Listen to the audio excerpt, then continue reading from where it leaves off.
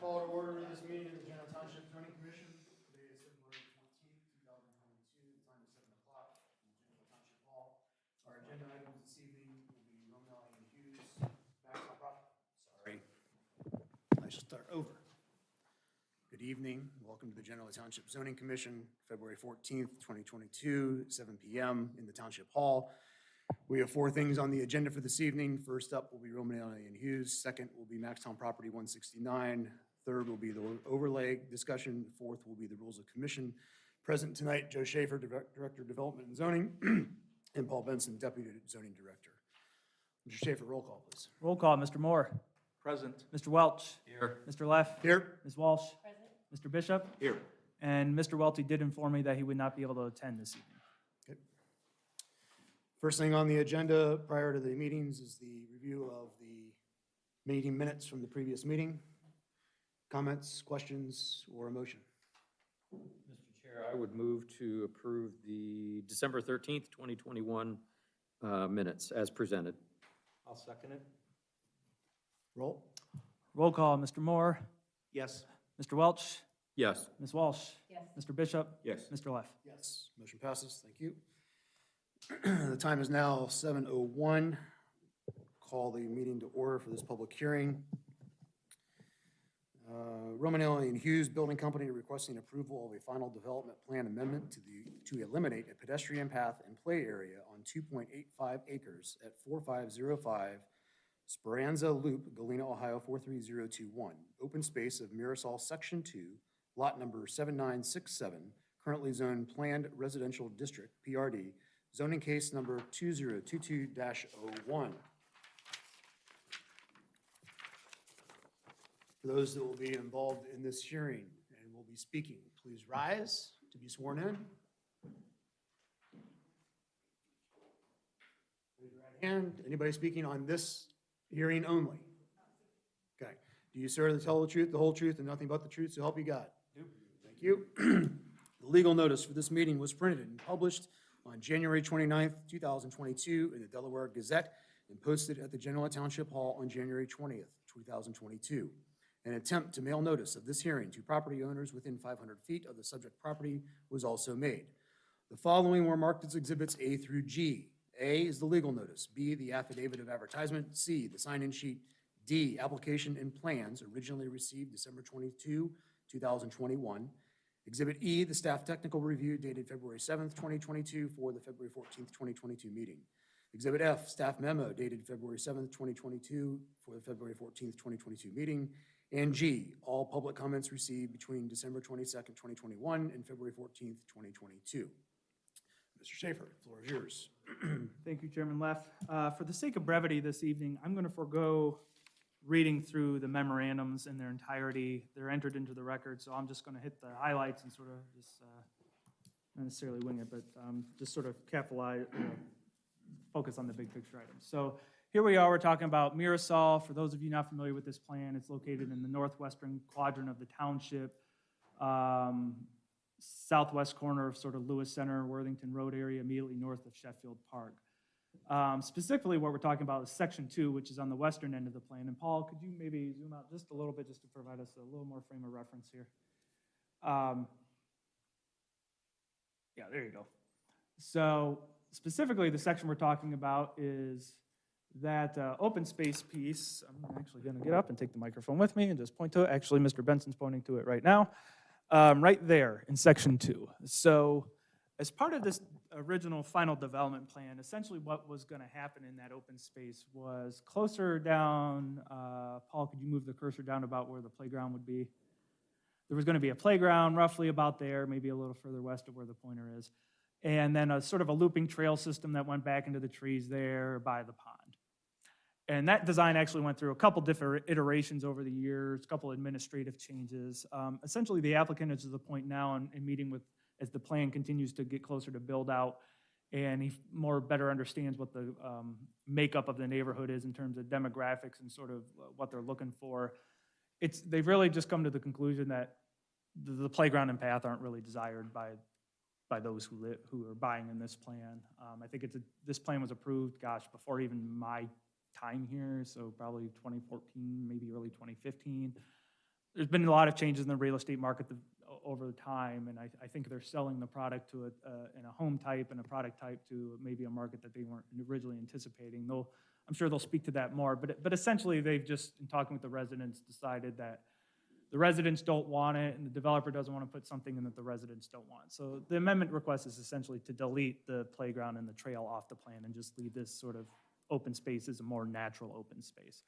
So staff has reviewed the proposal. There's really no drawings to go along with it because it's really just, hey, can we just not build this?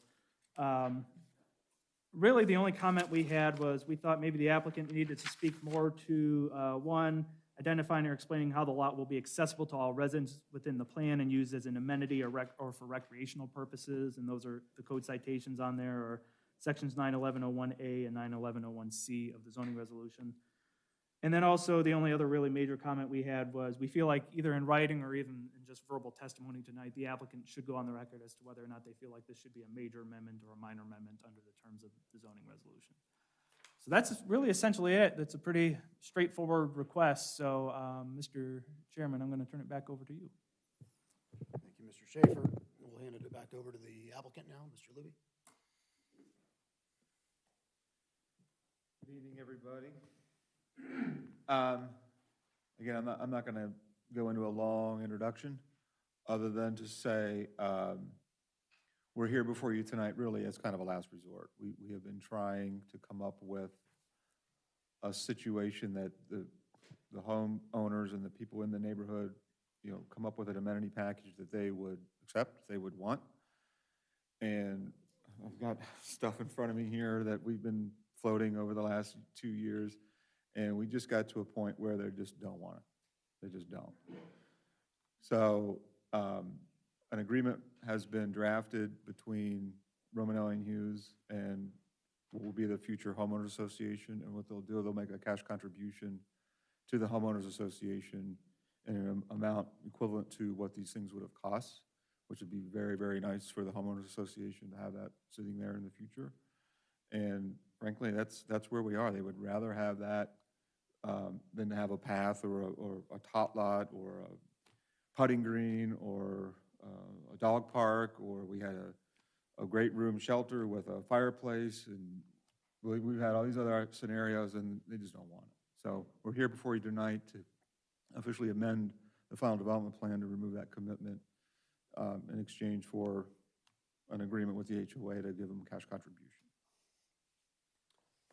All right, Jim before we Owens do with any me. more, just real quick, name and address. I'm sorry. all right. Joe Luby with EMH&T, 5500 New Albany Drive, Columbus, Ohio, 43052. Thank you. And then Jim Olin, 148 West Rock Road, Westerville. I guess the only thing that I'll add is that, we touched a little bit about the demographics, and I think one of the things that happens is there's been so many iterations to where this is going to go. It becomes next to someone's house, behind someone's house, and wherever you put it, it's going to be where someone is going to be in their backyard, and so that's part of the issue as well. And so that's why we went to, hey, here's a cash contribution. It'll be put into their HOA when we turn over it to the homeowners. And if they collectively agree to want to do something at a future date, they're certainly welcome to do that as well with the money that we're going to put in there, so. Okay. Yep. With that, we'll go to public comment on this, in this hearing only. Anybody wishing to speak on this one?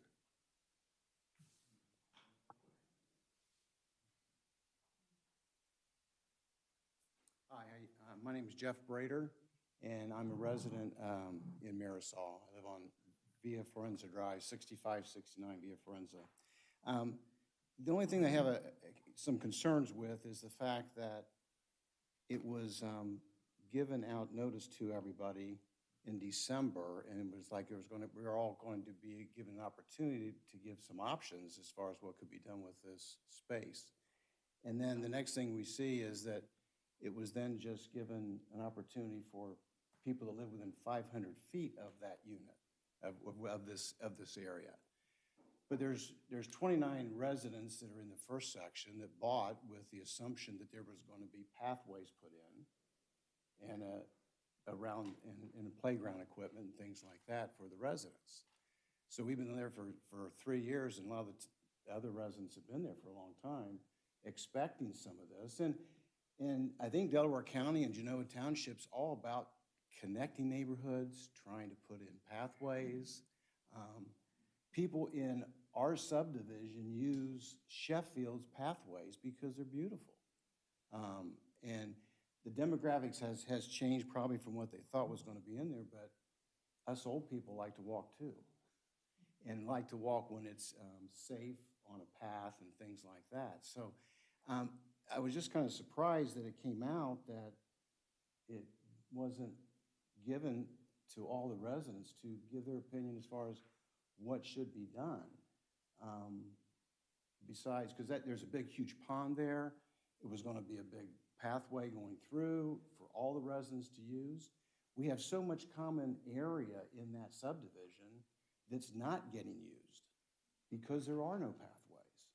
We have very large common ground throughout the entire subdivision that could be connected by pathways and even could be connected to the pathway that Sheffield Park has, if it could be explored. All I think is it just needs to be explored a little bit and given an opportunity.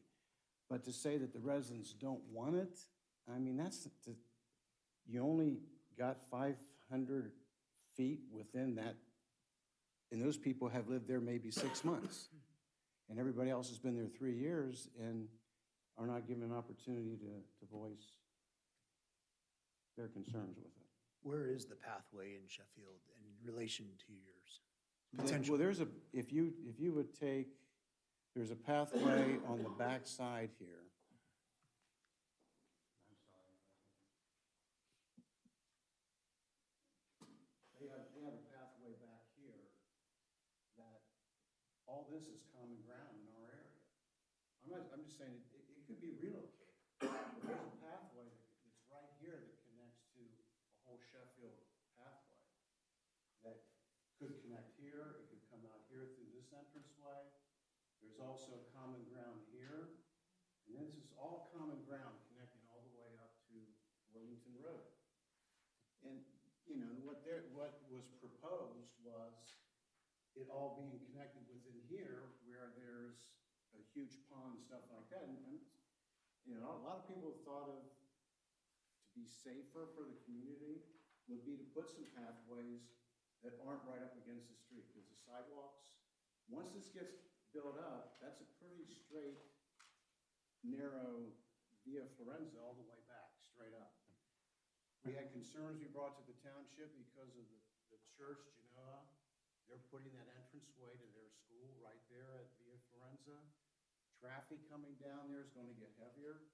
And just for safety concerns, you know, if you could put some pathways in other sections, it could be very desirable. Thank you. Joe, real question, just how big was the path that was originally proposed? What was the, you know? I don't have a scale here. Like, was it a quarter-mile walking track? Was it? 600 feet, maybe. Total? Yeah. These are 100-foot lots. There's 400, then you got to loop back, you know, 700. Yeah. Additional public comment? Hang on.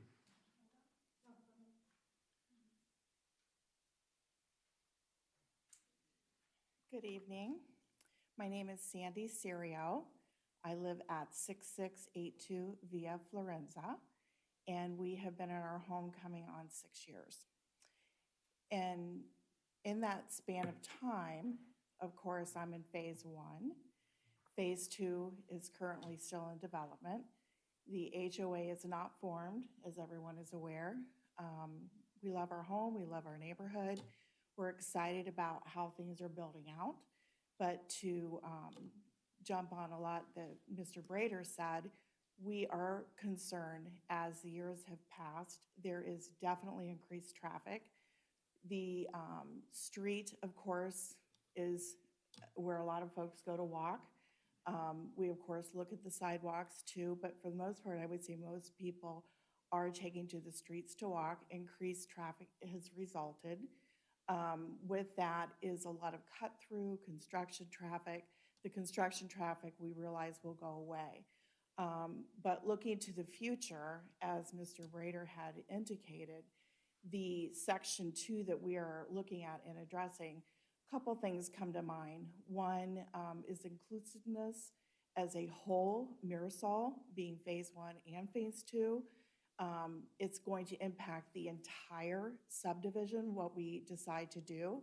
Not sure where the monies came from as far as that dollar amount that's been allocated to put into reserve for Mirasol.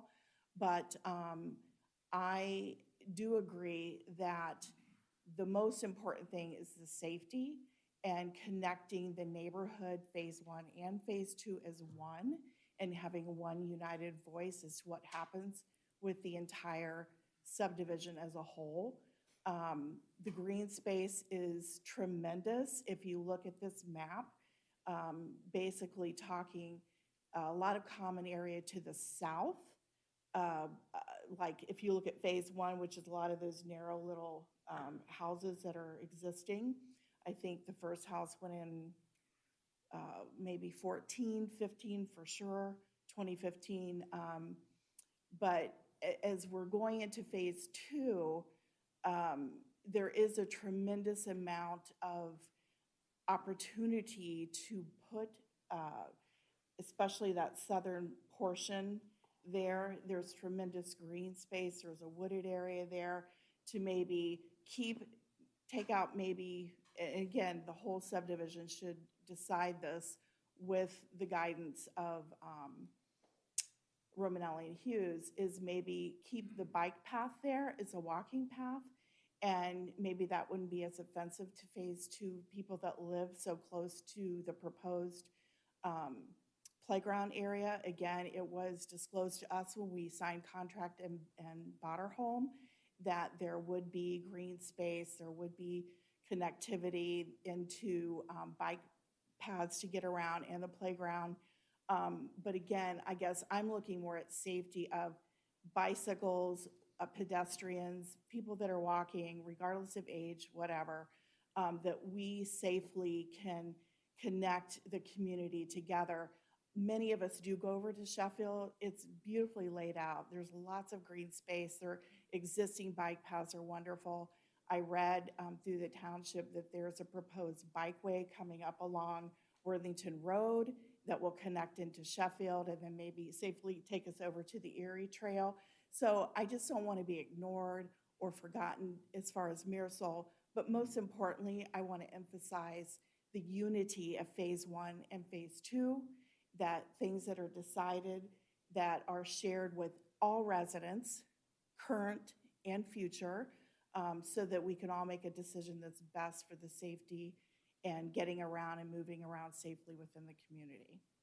Thank you. Thank you.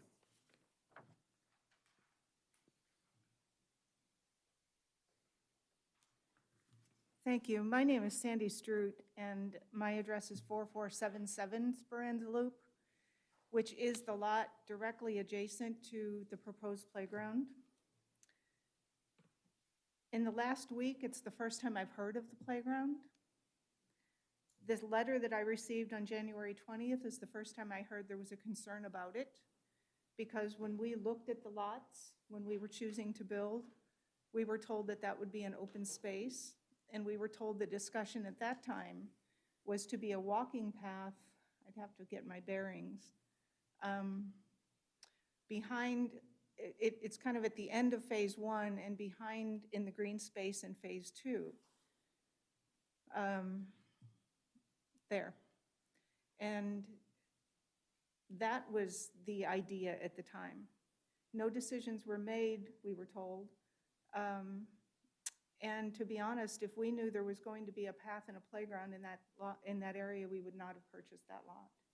We moved in October, so we did not receive the letter that went out to some of the residents, or sorry, we moved in November, so we did not receive the letter that went out to some of the residents in October. I too agree that the open space is something that is a draw for the Marisol area. The people I've spoken to in both sections have truly enjoyed the open space. In Phase 1, there's a long tract of open space behind some of the houses with some large ponds as well. So I am a little confused because I didn't know about it in the first place, but I'm also wondering why the discussion is just on one area and not on the larger Marisol development. But on the other hand,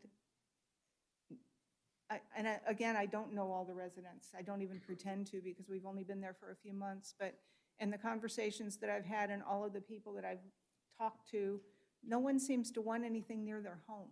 I think that's the issue. Evidently, there was a discussion of doing some kind of gazebo with a fireplace. The person who had that near their home didn't want it near their home because they had one similar. Some people don't want walking paths in the back because they bought it because they want the open, clear space. So I like the idea of the bike paths that would connect to other areas. There are the Sheffield Park area, almost every day I'm walking to Sheffield Park and I love it, but I walk on the sidewalks. I don't need a path to get there. Well, except for the ice, but, and so I guess I'm asking for further discussion that would include everyone because people purchased in this area with some understandings that were very clear understandings in the conversation prior to buying. And I just want to make sure that we try to stay true to those understandings because very few people I know, and again, very few people do I know, want something more in their area. They prefer the open space. Thank you.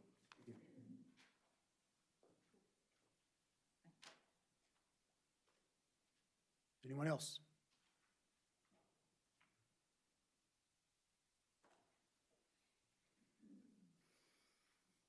My name is Joe Sirio. I live at 6682 Via Florenza with my wife. We have 8 grandchildren, and they're over a lot. I like to be able to take my grandchildren for walks and bike rides in the neighborhood. But because of the Baptist Church freeway that's going to happen, I'm not going to be able to use the roads to let my grandchildren ride their bikes. One of the alternatives is the playground and the path that we were told about when we bought our house. Now, if R&H didn't inform residents in Phase 2 that that was part of the plan, shame on R&H, they should be held accountable. It shouldn't be put on you and the residents in Phase 1 who were told that that was going to be part of the plan. Oh, by the way, now we're going to change it. You shouldn't let R&H off the hook. You should make them come back to the residents, put all the residents together, not just the ones that are close by that might complain about it, and have a vote of all the residents. They don't want to do that because that would let other people get involved. Instead, they're trying to make you guys the bad guys and let you make the decision. I urge you to reject what they want, tell them to come back to the residents and talk to us. They haven't talked to us yet. They tried the shortcut by just having a few folks there, and I commend you for rejecting that and making it known to all the residents in the neighborhood. This isn't supposed to be Phase 1, Phase 2. It's a single neighborhood. So we should hold them accountable, and they should have to deal with all of us. In fact, I sent a letter, an email to Jim Olin, and I told him exactly that. I said, you should have a vote. You should have all the residents be heard, not just the 3 or 4 that can make it out on Valentine's night because the other people are home with their families. And I don't think for a minute that that timing wasn't known to them and that they might get by with fewer people being here. So again, I urge you not to let them off the hook, hold them accountable, reject what they want. Thank you. Any other comments?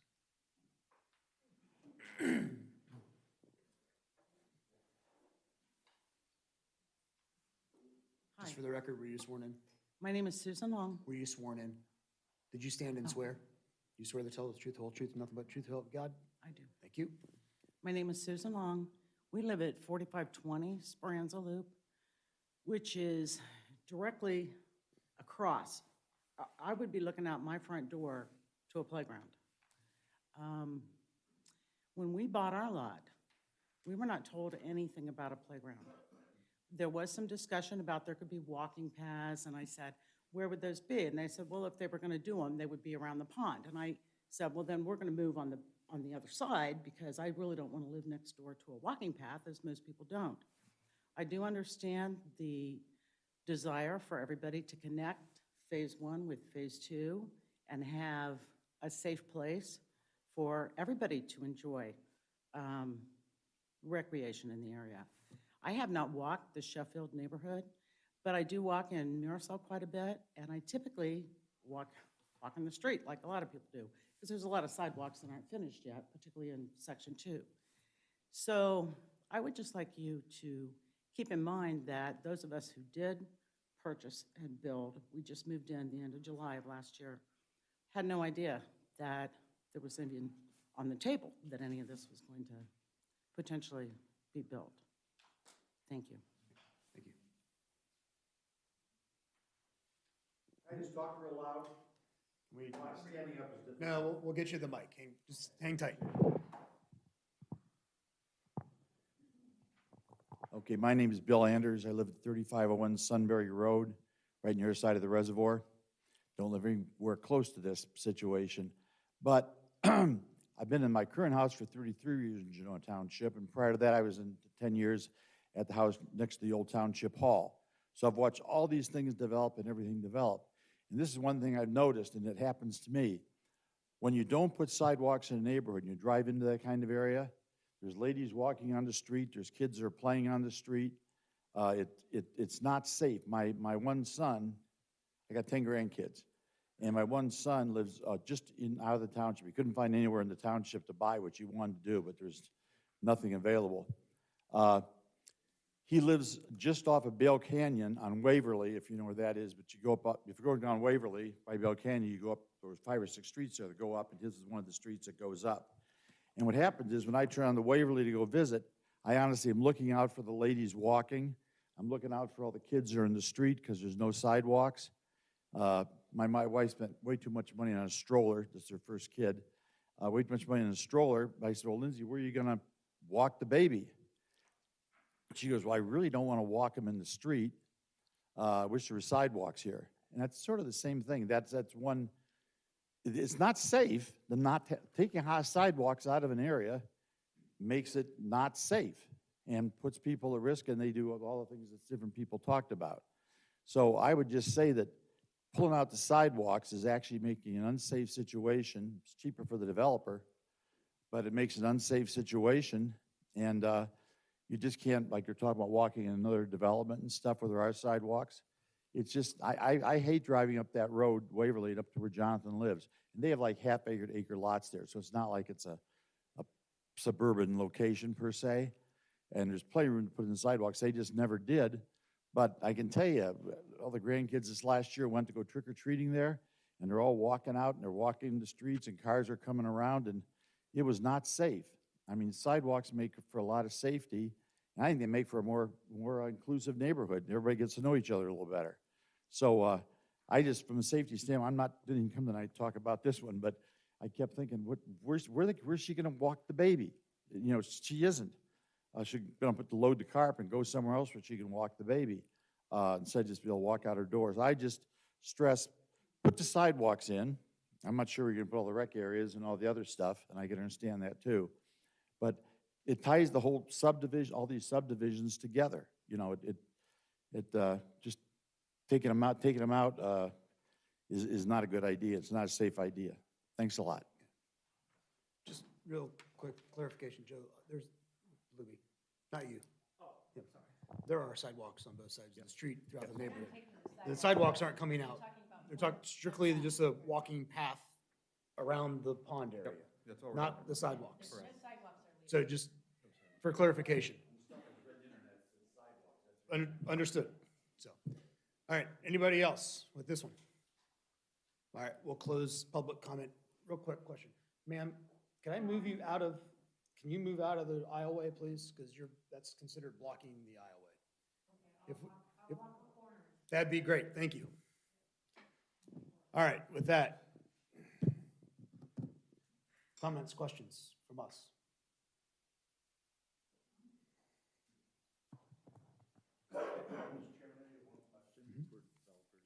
the one lot that is still remaining open, there's no plan to develop that lot around the pond, is that correct? No divergence change? Yes, sir. That's correct. That is a designated open space area. Okay, thank you. I have a question. So is that accurate, what we've heard, that you only contacted people in that direct area and not anybody else in the subdivision? My understanding was that the letters went out to all the residents, but the zoning hearing was probably the 500 feet per what's required. So I think there might be a difference in that, but that'd be my guess. So you think that RNH, I you believe- guys sent one, you think you sent one to the entire neighborhood? We sent 2 letters out to the residents. The first one failed to show the drawing, and so then we sent another one out with the drawing to all the residents. When was that sent? First one was sent out third week of September, and then the second one was sent out the first week of October. Of 21. 21.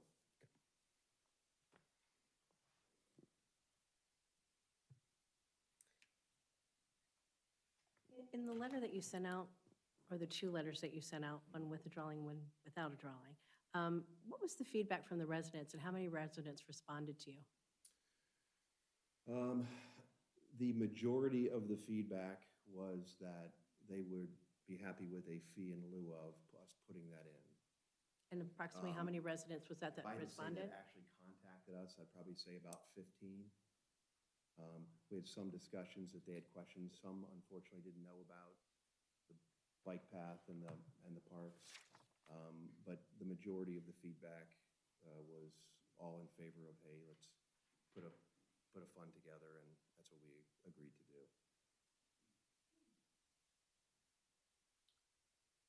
Mr. Chairman, one more additional question for me.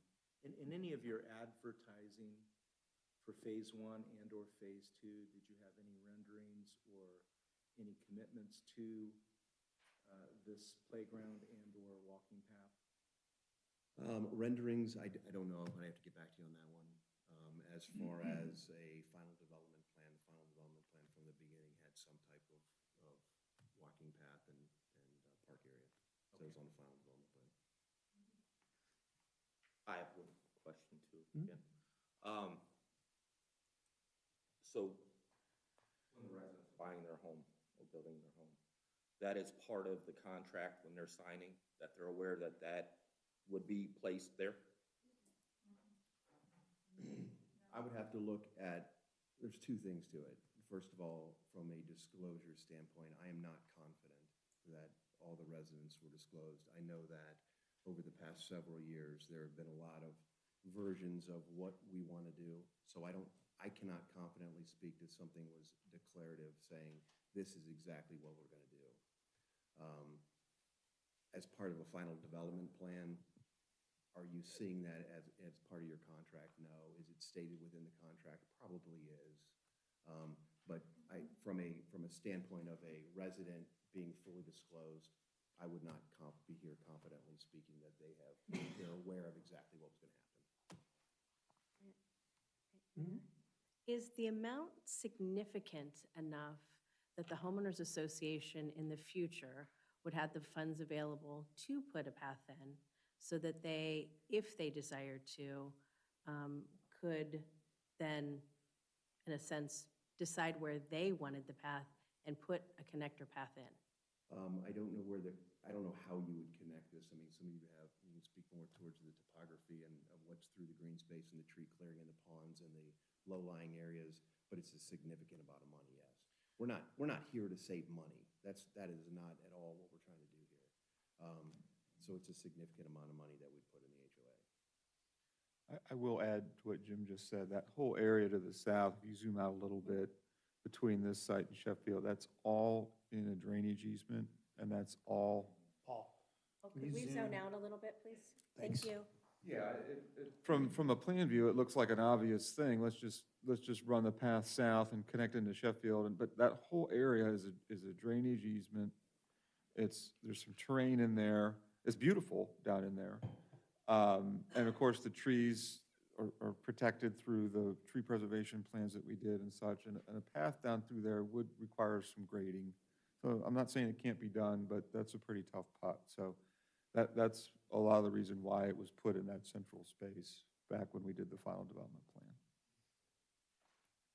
So there was a question I asked Joe earlier, and he sent you for the open space calculation, and what was accessible.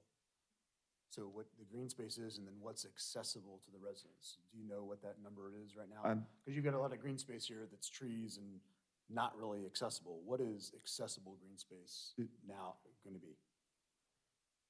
Well, I guess the definition of accessible, I mean, I have a green space behind my house, and people walk back there all the time. It's, you can walk in the grass. Are you saying? Is it mowed? Is it kept? Yeah, it's mowed. You were having a path and a playground that was a part of that 15% number that needs to be there. There's no So- reason somebody couldn't walk the same corridor where the proposed path is going to go. It's level, it's going to be mowed turf, it's, you know, people can walk on the grass. And nothing has changed from a number standpoint. The amount of open space that was approved is the same now. So, I mean, all those calculations are the same. The 15%, you know. Okay, so that's a mowed, that's considered going to be considered a mowed area, should we Yeah, make, grant Yeah, this? except for the trees. Except for the yeah. trees. Mhm. Yeah. Were any trees going to be, was anything going to be cut down and moved to No, do this? No. they're done. The overlap That's grading is done, and what you see is the finished product, yeah. Have you had feedback with any of the, have you talked to any of them about the issues that obviously there's some people here that are upset, and there's some that don't want it. Have you had any feedback or discussions? You know, I'm trying to figure out how we got to this point where, you know, we obviously have people that are upset. And did you have those discussions and then you just want us to make the decision? No, we definitely don't want you to have to make the decision. We had open discussions. I'll be honest, I'm a little surprised there was as much feedback as there was. So we could certainly, there really is no easy solution to this one. I mean, having a vote of all the homeowners, one of the things we talked about is sending, you know, taking a poll for all the residents. That doesn't do anything, which is the purpose of a zoning hearing and whether and how you amend something. So I am a little surprised by the feedback that I got today. So. Do you feel you ought to go back and have a neighborhood meeting real quick to do? That was going to be my question. Yeah, no, we'd be happy to have that. Okay. If I thought we were going to have this type of feedback here today, I would have never spent your time tonight doing this. So I'm a little surprised. Chairman, another comment. I think that's wise. Yeah.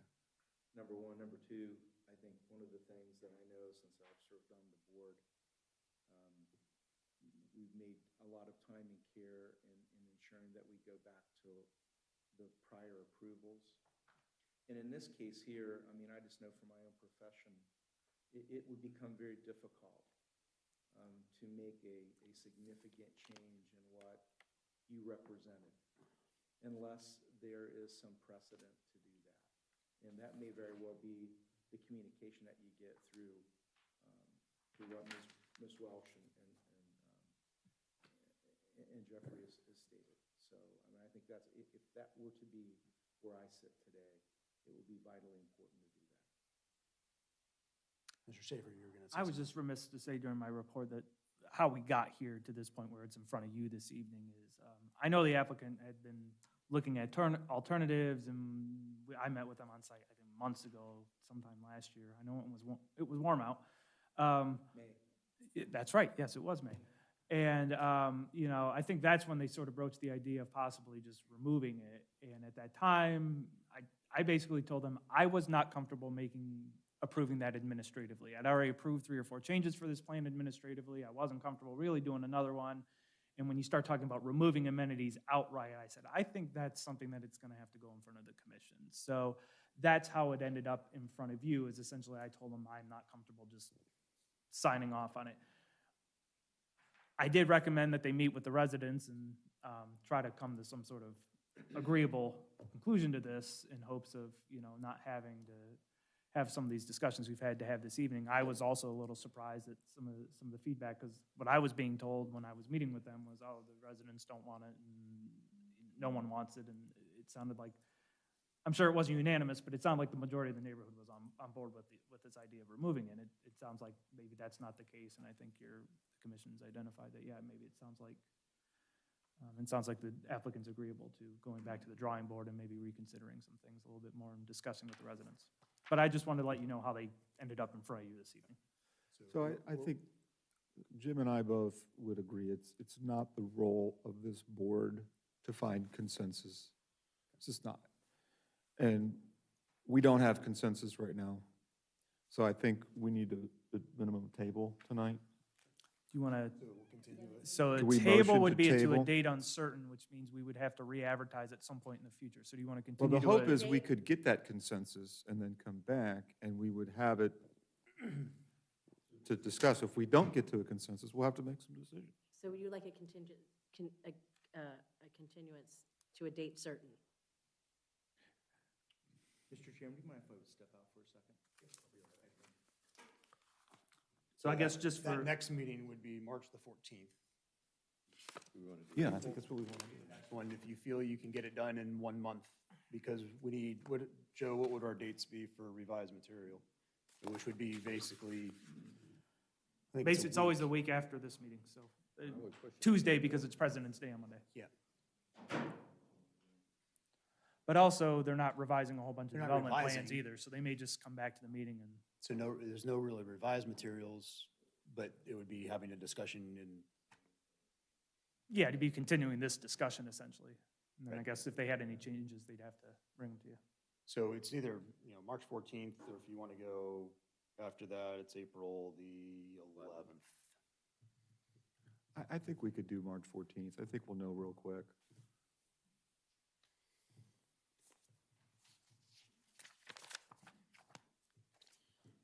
All right, which would make revised materials, if you have any, Right. by, 22nd? If you want to push that date out a little further, you can, I mean, because there's not going to be it's not like a traditional development plan, we're going to have a lot to look over. What date are we thinking then? 14, you need to. I would like to have it on the website at least 10 days before the meeting, so, So that's, That's like tomorrow. no, 10 days before the 10 days next before meeting. That'd be the 4th. Be the 4th. so 3/4? So 3/4 would be any revised materials.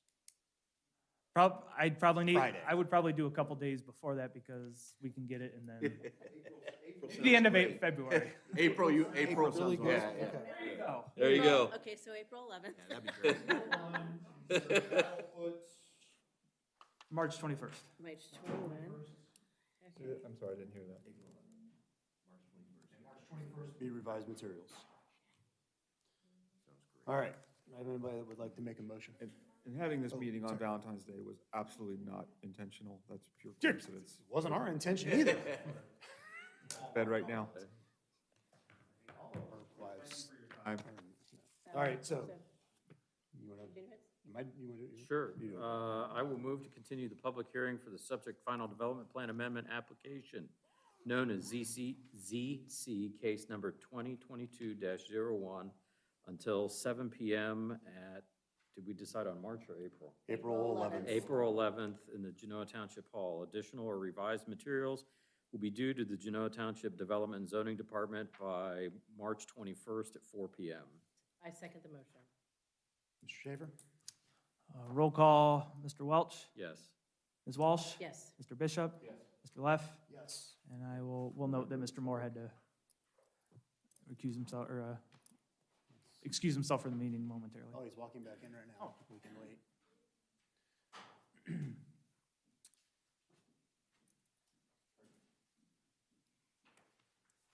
Mr. Moore, we're taking roll right now. We're continuing this until April. So Mr. Schaefer's going to ask you for your vote. Motion passes. That concludes this portion of the meeting at 7:44 PM.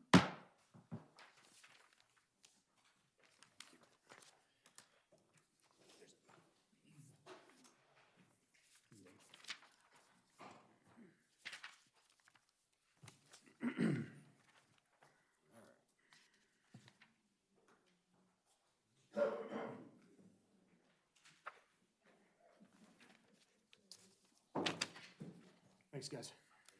Take care.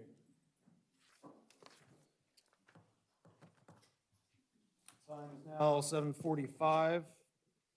Call to order for the next property, Maxtown Property 169 LLC, requesting approval of a final development plan to construct an approximately 4,944 square foot commercial building on approximately 0.862 acres at 6475 Maxtown Road, Westerville, Ohio 43082.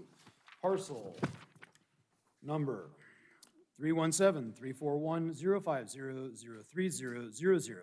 A vacant lot currently zoned Planned Commercial District, PCD, also known as J.C. Manny, ZC case 2022-02. For those willing to speak on behalf of this or give testimony, please stand. Raise your right hand. Anybody speaking? Raise. Good. Do you swear to tell the truth, the whole truth, nothing but the truth, so help you God? Thank you. Legal notice for this meeting was printed and published on January 29th, 2022 in the Delaware Gazette and posted at the Genoa Township Hall on January 20th, 2022. An attempt to mail notice of this hearing to property owners within 500 feet of the subject property was also made. The following were marked as exhibits A through K. A, the legal notice. B, the affidavit of advertisement. C, the sign-in sheet. D, original application and plans received January 19th, 2022. Exhibit E, revised application and plans materials received between January 19th, 2022 and February 14th, 2022. Exhibit F, the fire marshal letter dated June 28th of 21. G, the staff technical review dated February 7th, 2022 for the February 14th meeting. H, the staff memo dated February 7th, 2022 for February 14th, 2022 meeting. I, revised staff technical review dated February 10th for the meeting tonight. Exhibit J, revised staff memo dated February 10th for February 14th meeting. And Exhibit K, all public comments received between January 19th, 2022 and February 14th, 2022. Mr. Schaefer, floor is yours. Thank you, Mr. Chairman. Again, for the sake of brevity, I'm not going to read the memorandum in its entirety, especially this one, because it's 7 pages long. So the subject property we're talking about this evening is a vacant property located on the north side of Maxtown Road, just west of Hillmar. For those of you sort of familiar with the area, it's right across the street from Sonova. It's really the last vacant piece of property in Genoa along this stretch, just under an acre in size. So the proposal, again, is for a commercial building of approximately just under 5,000 square feet in size. J.C. Manny's existing printing business, T-shirts, located on North Otterbein Avenue. So a lot of you have probably driven by their site as you go through Westerville. Looking to relocate to this site. The rezoning for this site from rural residential to planned commercial went through the process late last year with the trustees approving it. I believe it was in November 18th, 2021, if my memory serves me correct. So now they're in front of you for step 2 of our plan development process, which is final development plan approval. So obviously, you can see the site there projected on the screen. Nothing's changed in terms of the nature or layout of the site. Not a lot going on because it's vacant. So moving on, the site's going to be developed one single driveway off of Maxtown Road. Maxtown Road in this vicinity is controlled by the city of Westerville. The city is going to require that the applicant provide an easement for the property to the west, so should that single-family home there develop at any point into something other than a single-family home in need of a commercial driveway in lieu of it getting its own commercial driveway access onto Maxtown Road, that it would share a commercial driveway via the J.C. Manny property. And Westerville's obviously trying to do that to try to cut down the number of curb cuts onto Maxtown. In regards to the property owner to the west, they did submit a letter supporting the rezoning request.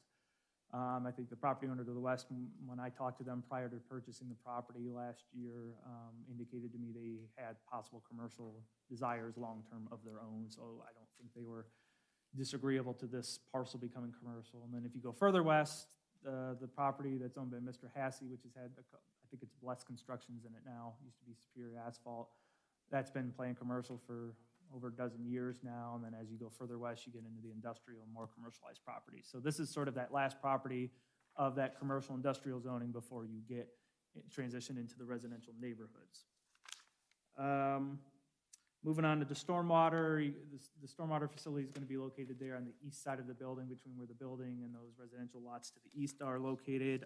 During the rezoning and on this plan, they had illustrated it as just sort of an above ground, sort of your standard detention basin type of facility, but they are looking and wish to reserve the rights to possibly install underground if they can make it feasible. Obviously, underground is great for numerous reasons, particularly because you can't see it from above ground, so it's not as visually disturbing possibly to the neighboring residents. Utilities, we have all the letters that all utilities are feasible. One of the big questions about this during the rezoning was whether they were going to connect this public sanitary or go with the septic system. They have decided to do the on-site septic system. The county's authorized that. It's a little atypical, especially for commercial developments, especially in our area, to do on-site septic, but I think the county recognized there are some logistical challenges to getting the sanitary sewer here. They'd either would have had to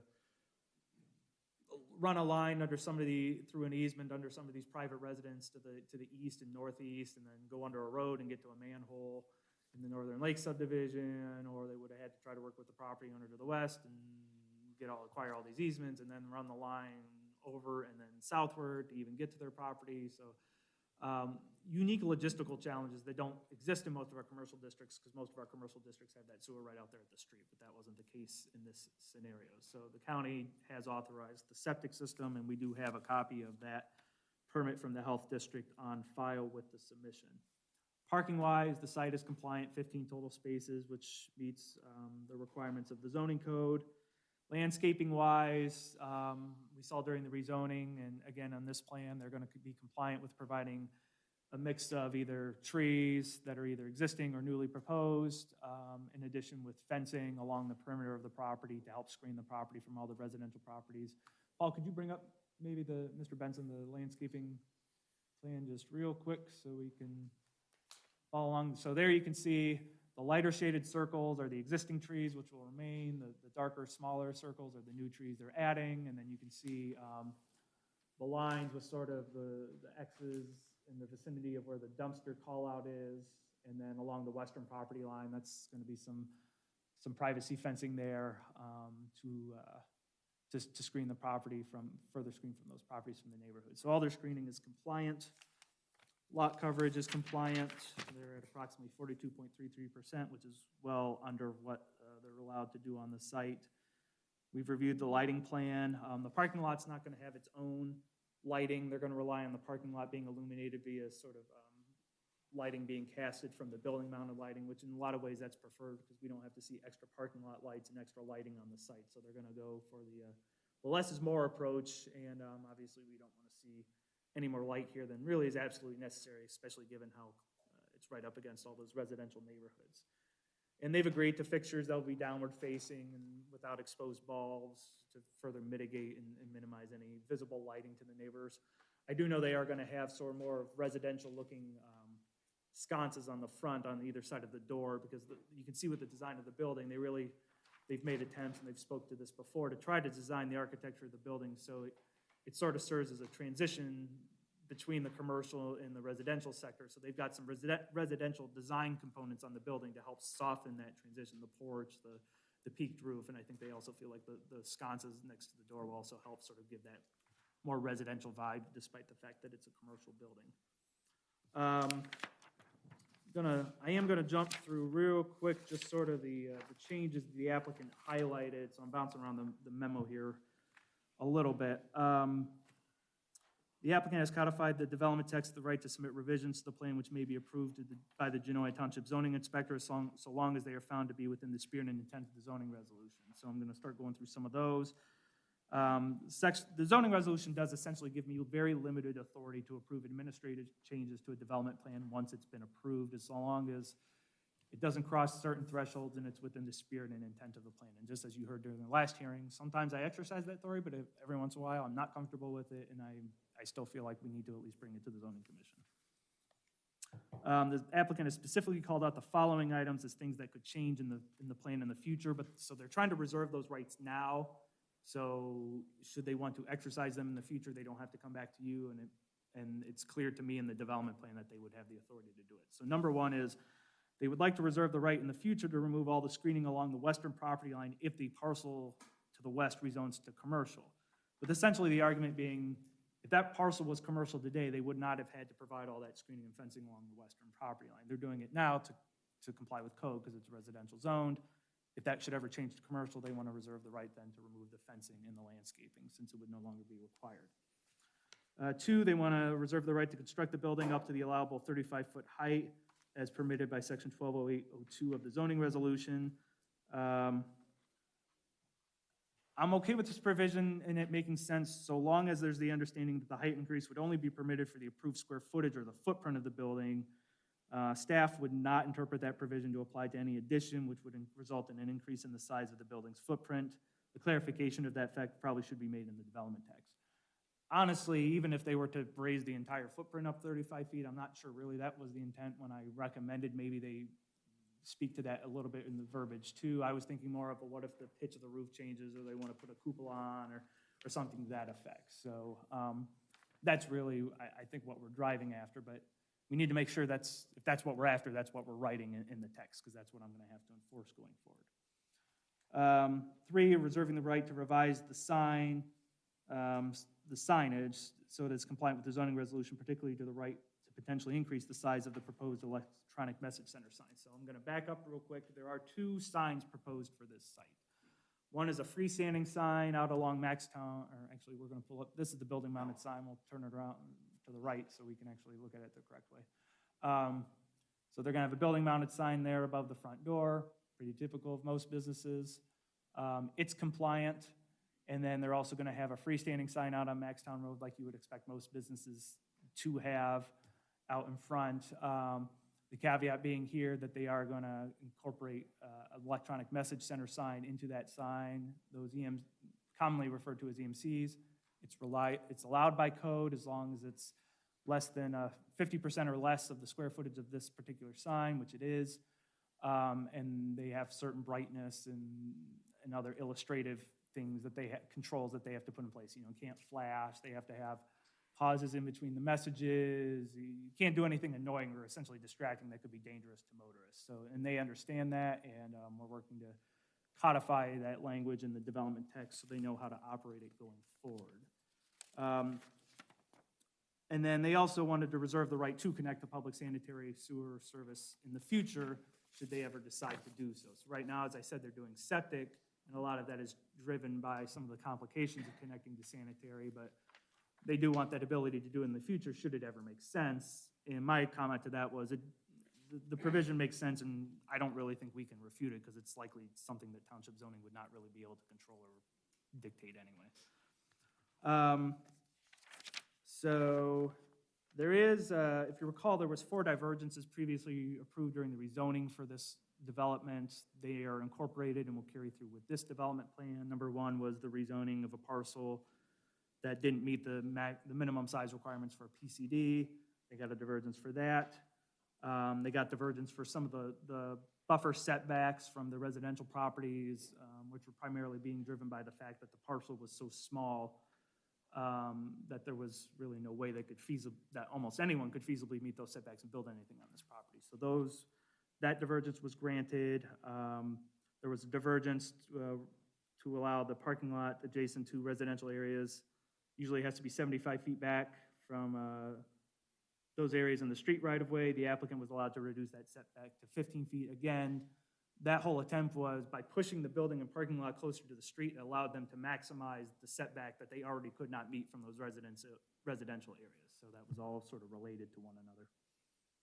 And then the 4th divergence previously granted was a divergence to place the building no closer than 100 feet to any district boundary line. And again, all having to do with just the small nature of the site. There is 1 new divergence being requested with this application. It's a divergence from section 2003-03, which requires that visual screening be a minimum of 5 1/2 feet high.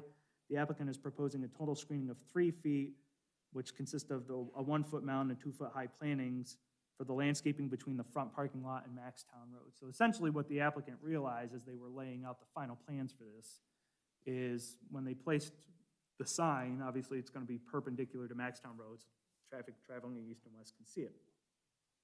When you have the 5 1/2 foot mounting requirement in this small of an area, to meet the setback requirement for the sign, they're basically have it pushed all the way back up to the parking lot. Well, then now they've got to screen the parking lot on top of that.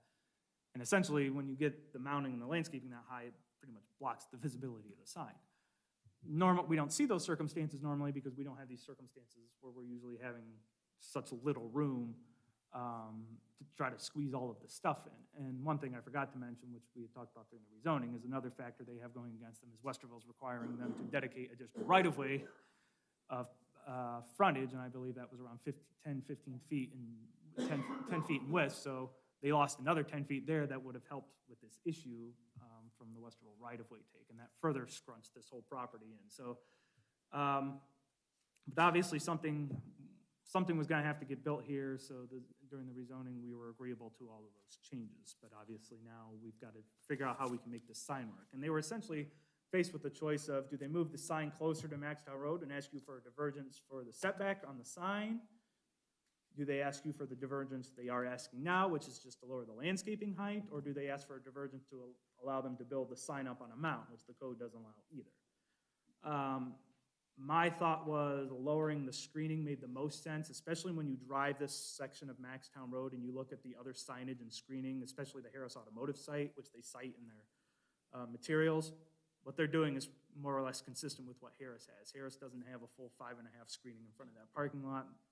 You know, some of these other properties have almost no screening in front of their parking lots because they're so old and they were built before modern zoning codes. So what they're proposing, in my mind, is pretty consistent with the existing street treatment along this section of Maxtown Road anyway, at least on the Genoa side. I can't speak for the Westerville side, but the Westerville side's relatively pretty industrial in and of itself, so I can't imagine it'd be too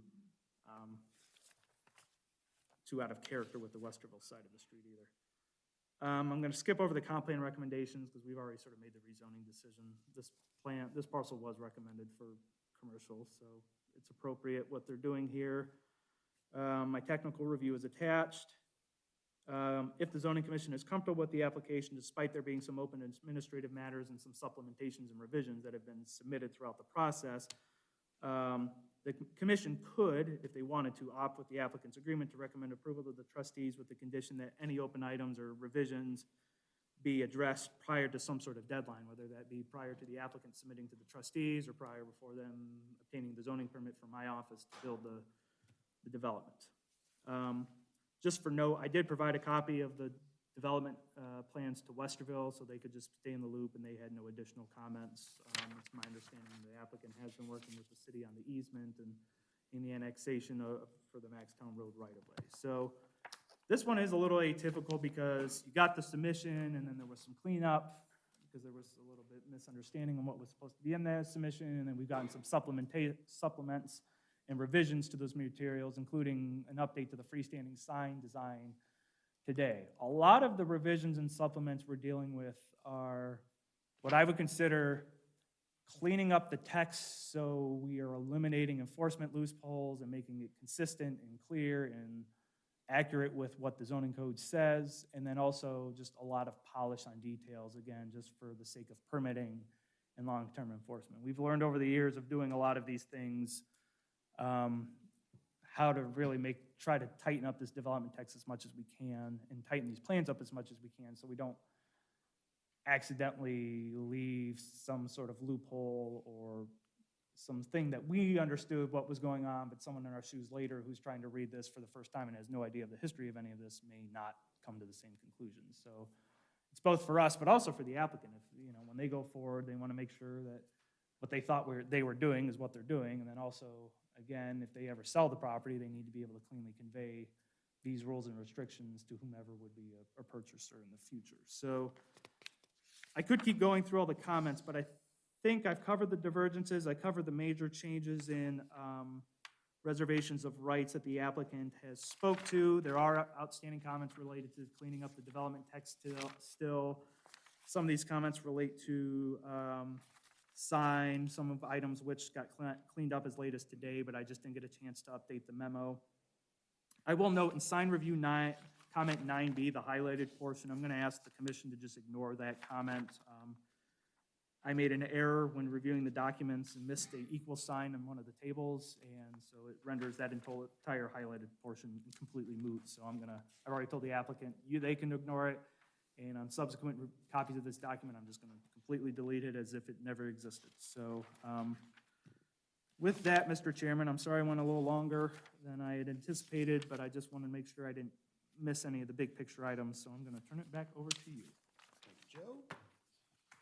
Turn it back over to the applicant. Name and address, and the floor is yours. Pat Mandrell, 169 North Otterbein in Westerville. I own J.C. Manny along with my daughter Joni. So we are here tonight. I mean, the good news is we approved a lot of stuff over the last couple months. And there's only like a couple changes that we've made from what was approved to now. One of them being, well, I worked with the city of Westerville and also, well, on both cases, having the 10-foot right-of-way that's been submitted to Delaware, so that's all kind of taken care of.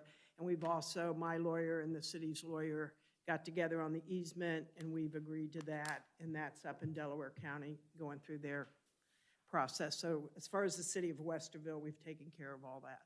So that takes us to changes. Is that what I hit? So from the last time we met, these are the changes we've added to the plans. We've added windows on the east side and the north side. When we spoke with our employees, they kind of wanted some light, natural light coming in. We did make the windows high. They're 10-foot ceilings, so they're going to be somewhere between 7 feet high. So it's not like anyone can see in and they can't see out, but they'll have natural light coming in. So I think it'll still be okay with the neighbors and stuff. With that, we also added, the second thing, added lighting, which is on that drawing there. The red lights are the new ones.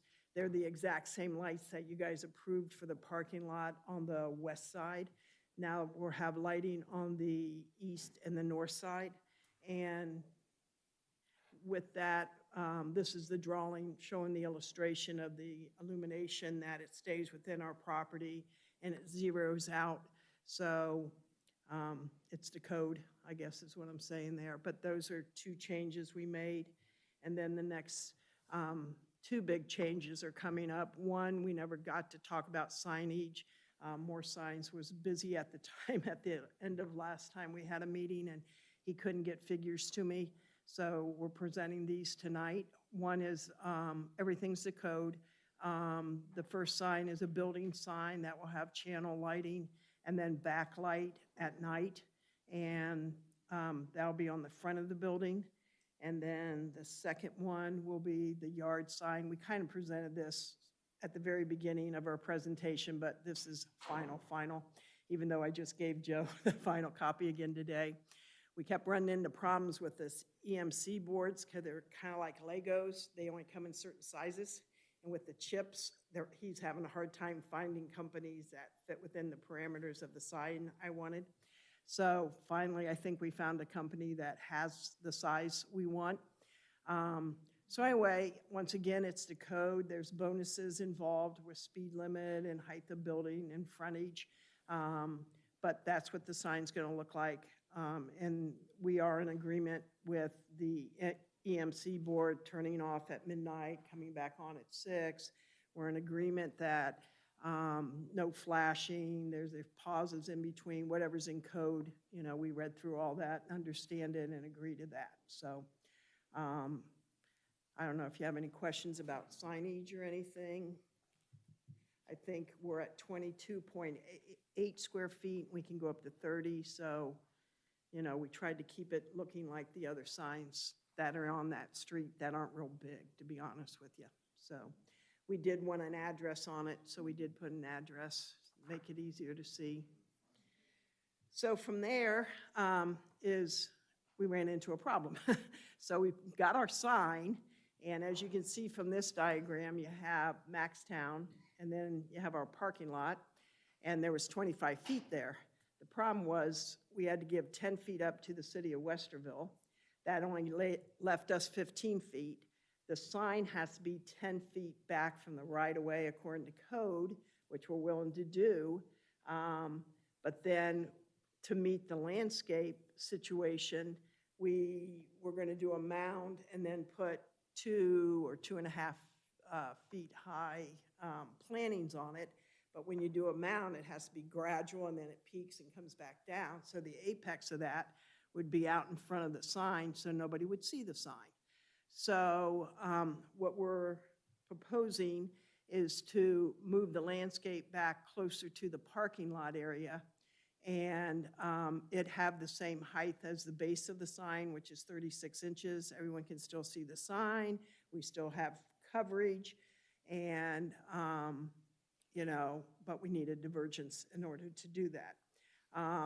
Keep in mind that our parking lot, all the cars are going to be facing the other way towards our building, which is the north side. They're not going to face west out onto Maxtown, so there won't be any headlights that, will be going out. So as far as coverage or anything there, we don't need that.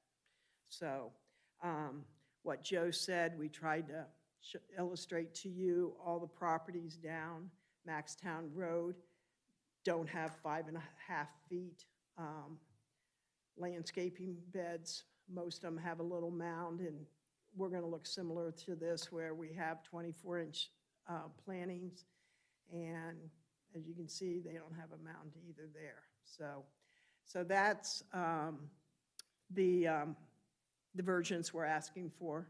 So that to me is a big change here. Like I said, the lighting and the sign are all within code. So don't know if you have any questions regarding any of that.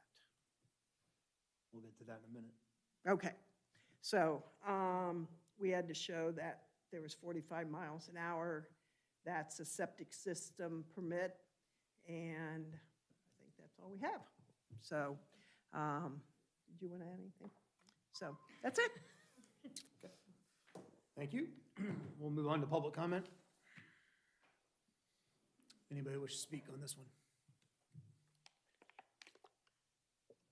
Going once, going twice, sold. All right, back to the commission. Questions, comments? What is the reservation on the building height? I mean, what was it, 22 feet? They're currently at approximately 22, sorry, my mic's not on. They're currently approximately 22 feet. They're asking to reserve the right to go up to the 35 feet because that's what would be permitted under the zoning resolution if they were to propose that. I'm not exactly sure the reason for such the wide buffer between the 22 and the 35. Like I said, in the conversations I had with Pat when she was prepping this application, I did say there are certain areas where if you anticipate there could be a change on something, sometimes it's not a bad idea to reserve some rights, the right to change things, especially when we're talking about specific planting species, specific colors and materials, because I know sometimes things change. And even though I have the administrative right under the code now to do that, it's always nice when it's also in the development text because it just helps make it the record even clearer. Sometimes with building heights, I could see like the roof pitch changing or maybe they want to throw a cupola on or something like that effect that might raise the height of the building a little bit, maybe not being so problematic.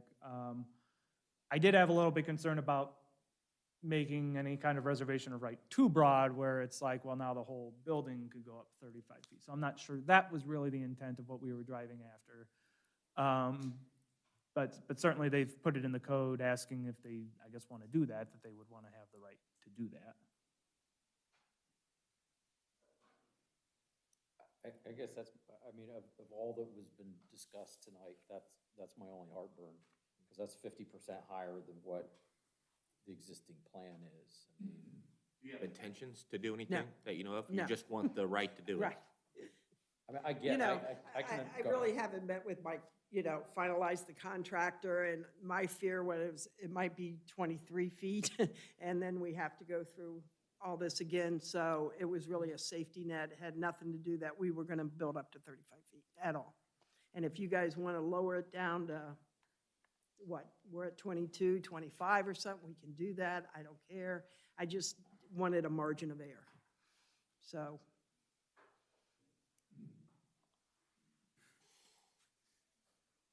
It would be my intention, and then I'll speak for myself, not necessarily anybody else, but you present a final development plan of what Okay. you are going to do. Okay, And if there are changes, then we have the administrative process to go Okay. back to Joe, where it's something minimal, again, as an as-built, you were meant Right. 22.6 and it became 22.4. Yippee, Yeah. that's a pretty easy thing. okay, But to reserve a right to go to 35 at the Right. maximum, or a sign to go to the maximum, okay, that's a little much. Okay. So this reservation, I've got a huge heartburn with the reservation of rights piece. I'd like them all to go away. okay, You present a final development plan as, Okay. this is what we're going to do, okay, and that's what it's going to be. okay, And then if there's changes, then we go to the administrative, and if it's Okay. significant enough, then you come back and we do what we were Okay. doing earlier with Marisol, and we do make a little change, right, okay? right.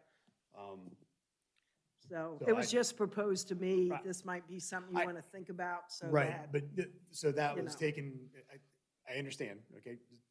You're a newbie at this whole thing, Right. even though we've seen you a lot of 5 months. times now. But I'd have a problem with all the reservation of rights pieces that are in Okay, there. Because if we're gonna hand it to the township trustees for vote, I would not consider this clean at this point. Does that make sense? I mean, yeah, there's a but if lot- you're there's- allowed there's- to go there's a up lot to of 35 ambiguity. feet, Huh? if you're allowed to go up to 35 feet, why can't I ask for 35 feet? Because your drawings show X. Okay, And if we're reserving a right to go to 35, then that is a huge discrepancy in what you're presenting as a plan in a building drawing to Okay. what you're actually going to build. okay, And we're not gonna give anybody that much leeway okay, to say, oh, you're showing us Okay. 22, but all of a sudden you're gonna go to 35. Oh, now you're gonna Okay. put some, that's, okay, that's not how we're gonna approve something, okay, okay? yeah, All right. So I'd really like to see those just go away. And here, you give a plan of, this is what we're going to do, and if there's as-built, or there's other things that we need to talk about later on, then we talk about those things. Make sense? yeah, my question is, how much of those things do we have to keep coming before a board and the time it takes to come before the board? That's a question for him. Oh, And so, For who? for Joe. When Okay. when all of a sudden as-built, okay, it's 2 feet higher, or Right. we can't make this happen because of X, Y, and Z. Or Right. Delaware County comes back and says, you must do this. Okay, Okay, those are more administrative type things. okay, I guess Okay, I had that- spoken with Joe, and I got the feeling, and I'm speaking for you, Joe, that there was a margin of error where he does feel comfortable saying those things and he doesn't, so I guess I was making it so he didn't have to go out on a limb. you Yeah, know, so. but from 22.6 to 35 that's immense. So, I to say guess- the sign piece, to do what was the other one? Connect to the sewer and remove the Well, screening. yeah, that's not something we normally. I don't know again, like Joe said, I don't even know that the sewer issue is a zoning issue. I mean, No, it's not. I mean, that's Yeah. so. But if go I ahead. can, Can I ask a question? Yeah. Were you advised by anyone to do this at this great juncture? I mean, you need to be honest, man. I'm asking an open provision here. Joe's had mentioned that I might want to list this at 35 feet, so that I You're aware have, that Joe has, through the authority of the trustees, the ability to make administrative changes in a reasonable. yes, he did tell me he could, within a range. Because I think So- the point that I would make is that this costs you money to come here. Yes, And for us to continually move this down the track, right, I mean, I personally understand that. I'm right. sure the rest of the trustees do, our zoning folks do. So I just wanted to make sure that if you've been advised to make these larger provisions within your plan, Right, that we all know that and that it's open. That's all. okay, Thank you. and I appreciate I'll that. go on the record, we did have those conversations, probably more than once too, of where I talked about, and maybe again, it was my experience with this coupled with Pat having gone through this for the first time, maybe some of the things I was saying, what she was hearing sometimes weren't always 100% lining up, and that happens. So what I was really trying to get with was providing enough clarity in the record that if there was a change, that I didn't have to play so much of the guessing game of what's going to be okay. So like when I said, oh, well, maybe you want to show it at 35, I sort of meant like, just say the building's going to be 35 feet, and if you come in at 25, going lower is never the problem. It's always going higher. So that was sort of my working theory, was maximize what you have, and if you end up having to backing off from it, that's usually, you know, when the sign gets smaller, the building gets shorter, we have less of a We concern get about that. But I think the acting chairman is representing and saying, yes, but that's not the provisions or the view that has been presented in the final development plan. Correct, because they sort of, the opposite track where they're proposing 22, but want to go up to 35. My thought was, or if they knew that there was a chance the building could get up to 25, you know, okay, well, maybe say upwards, this building's going to be upwards of 25 feet.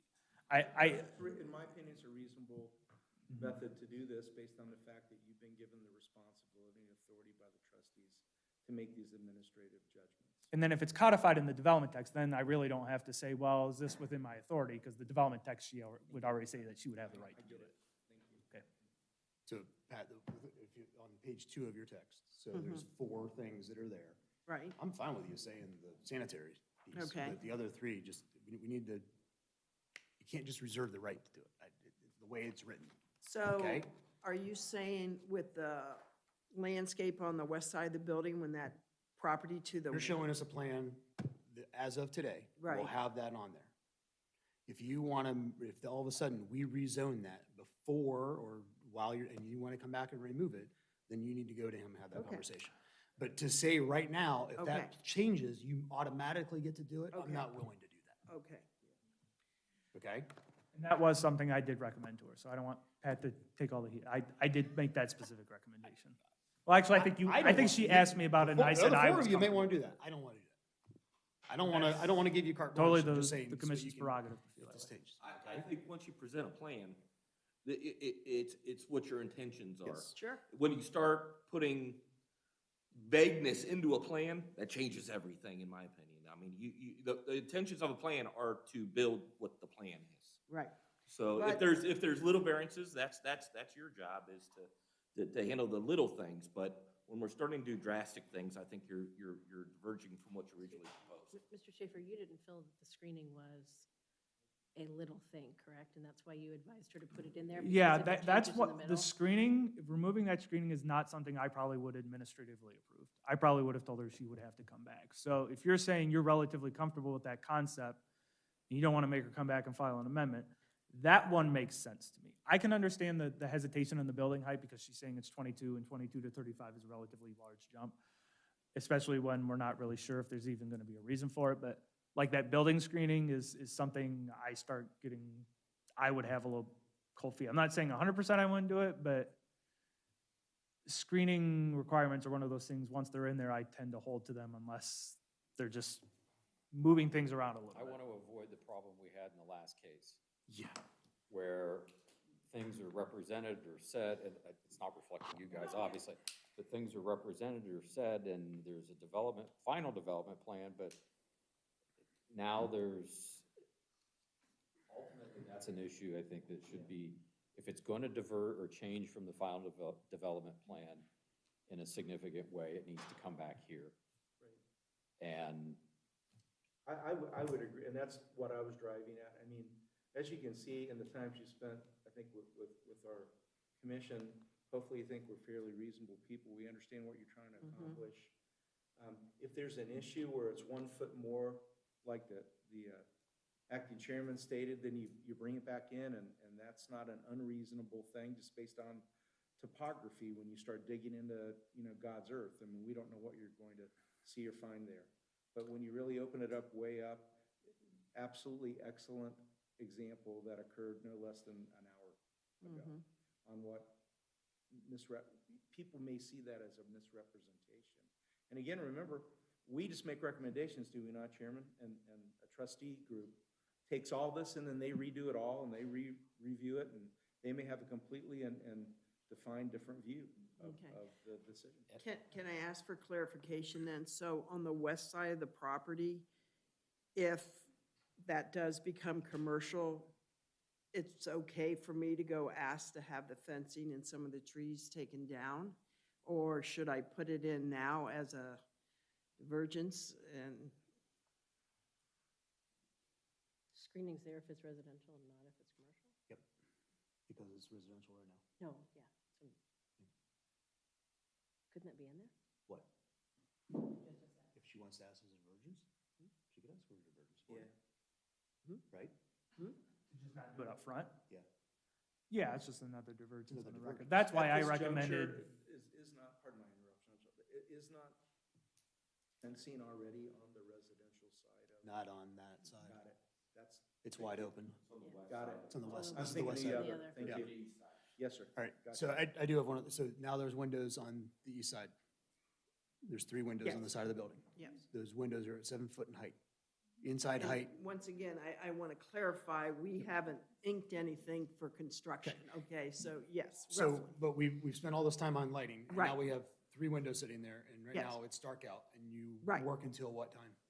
5, So, but, 6, well, maybe. 5, Mu- 6, maybe a little later, Production's okay? not 6, but yes. And now we got lighting coming out of those windows at the helms on the side, even though our down lights are down, so we're not Right. broadcasting, but your ceiling lights inside the building will shine Right. outside those windows. I guess we were thinking, we have 2-inch mini blinds in all our windows now, and we were going to do that So you're at gonna this put building. blinds in, so Yes. anything after dark, the Sure. intent Yep. would be Yep. to close Yep. them. Yep, Okay. That makes me feel a little better that we're not broadcasting into the Right. neighbors. right, right. Okay. Um, Just look at my notes real quick. Anybody got anything else? I don't think I have an issue with lowering the screening from 5 feet to 3 feet on the front. I don't have a problem with that. That matches what we're all Yeah, doing on the yeah, street. that- I don't have an It's issue. uniform with what's already there. It's very uniform. I agree with that. I guess the main question is, there's a number of notes and tech review pieces that are we willing to ask for that to be completed by the time the trustees see this? Rather than asking them to come back again. I would ask Mr. Trimp, you know, Joe, are you comfortable in addressing all of these issues? Well, I think there are 4 or 5, right, David? And making sure that they are within standard before the package is forwarded along. well, certainly the commission could make as part of its recommendation a condition that they need to clean this up in their submission to the trustees, making that a condition of approval if the applicant's so agreeable to. And then the risk is on the applicant of making sure they do it and do it sufficiently and completely. Otherwise, me going, I will go to the trustees and say, the commission conditioned it as this, but they still have these outstanding issues, and then the board would have to hash through those issues. You know, I do think a lot of this stuff is related to signage, and again, I wasn't as concerned about the signage portion. Actually, we've had a lot of discussions internally, and there's a lot of places that sometimes do signage absent of the development plan process just because of how complex and bogged down you can get in the details of signs specifically. And you also start to throw in the issue of free speech and commercial speech and, you know, making sure we're not being overly restrictive. But there are stuff here, and I will say the applicant has been very proactive in trying to work to address the concerns I've raised throughout this process. I mean, you've seen it with the supplements and revisions I've sent to you the past couple of weeks. So they are very much on top of it, and I think are very eager to get it clean. Is it my preferred process to do that between the submission and the meetings? No, candidly, it's a little stressful, and honestly, sometimes a little confusing. We had to have a lot of emails back and forth about making sure I completely understood what was and was not in the record. But that said, going forward with the trustees are would set a deadline for the revised materials and may or may not view the process differently. So, I guess I feel like I could, if the commission was comfortable moving forward, I think I could make that work, I guess is the not so short answer I should have just said to begin with. Sorry, I just sort of think through it as I was talking. You had to think through that one to get there, right? That was the whole deal. Are you convincing us? You got there. I was a soldier for 21 years. Be more specific, please. Are there any questions that the two of you have in regards to everything that is in the tech review and the notes Yeah, that need clarification now? I don't think so. I So agree from, to, from the, you know, we're gonna take out 1 through 3 on the reservations, we're gonna say some things a little differently. We're gonna go back into each one of these sections, and we're gonna write out the way the code is written now, right? and then you're gonna write your response, not just, hey, we're okay We with. okay, right. You're gonna write out what those things A are. text, Okay. right, Right. And so everything else you're agreeing to that is in here before you submit the information Yes. to the Question, trustees. so these 4 topics, you want me to do what? You want me to? Reservations? Yes, the fence and the 35 feet. Personally, I don't think you should have any 3 of them in at all. Okay, I would remove them. okay. I mean, the feedback I believe the chairman will provide you is that it's not. Not necessary? Is that? This is what you want to build, submit that plan. Okay. Submit what you want to build, Okay, okay? That meets all of our requirements to meet zoning, okay. okay? If I can just say something. Yes. So right now, the building's at 22 feet, and that's what he originally, my builder said, but like I said, I haven't inked anything. He could come back and say, well, the trusses have to be here and blah, blah. So then I just go to Joe and say Yes. this, okay, all right, easy enough. I do take it on a case-by-case basis, so I cannot make any promises Right. here tonight that it, Okay, okay. If all of a sudden it says 22 and all of a sudden it says 30, okay, Right. that's Yeah, a significant yeah, increase. yeah. Okay? More money out of my pocket too, so I'm with you. 22.6 to Yeah. 22.8. Okay, okay. the reason why, the scope, any change, I'm gonna look, is it within the spirit and intent of what the township approved? That's really the ultimate question. There are some guidelines in here, but ultimately is it within the spirit and intent? And, the reason and the scope of the change play a big part in that determination.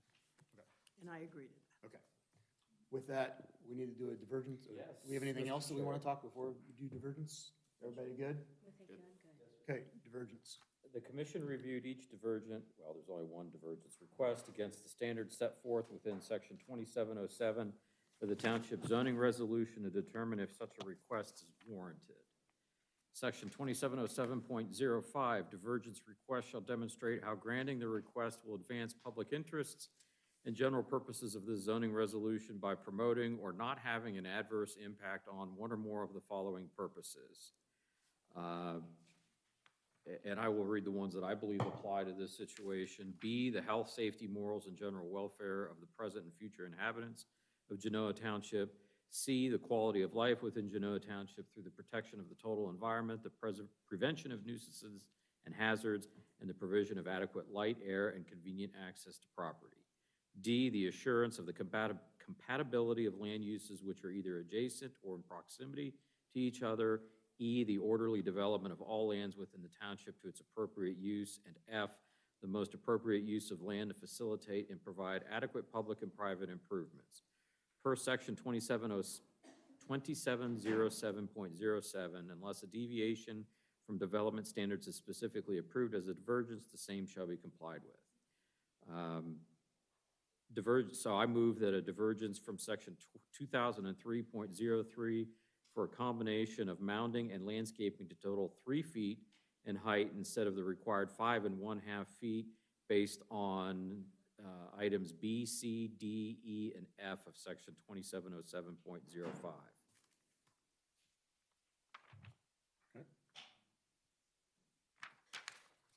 I don't think we need a motion at this point for just that. Okay. It's just a statement. Sorry, did you say? So then I'll withdraw my usurpous There we go. motion. Is that okay? Yeah, that's, I just want to make, because I think he was looking for a second and everyone was just sort Yeah, of sitting there. well, I just think he kinda was a little hanging out confused, there. so. Well, we're gonna make it in, I would have we're gonna make it seconded in a it if motion. you needed it. Well, we are gonna do that. Make a here. motion? No, well, we're going to Not make yet. a motion. We're going to next. Okay. Just, you know. Okay. So I will move to recommend approval of the following to the Genoa Township Board of Trustees: the subject final development plan application, including all plans and materials submitted by Maxtown Road 169 LLC to construct an approximately 4,944 square foot commercial building on approximately 0.829 acres of property located at 6475 Maxtown Road, Westerville, Ohio 43082, parcel number 31734105003000, currently zoned planned commercial, also known as J.C. Manning ZC case number 2022-02, incorporating Exhibits A through K and any commitments made by the applicant during the hearing, including ensuring that the development text is finalized prior to the hearing scheduled with the Genoa Township Board of Trustees.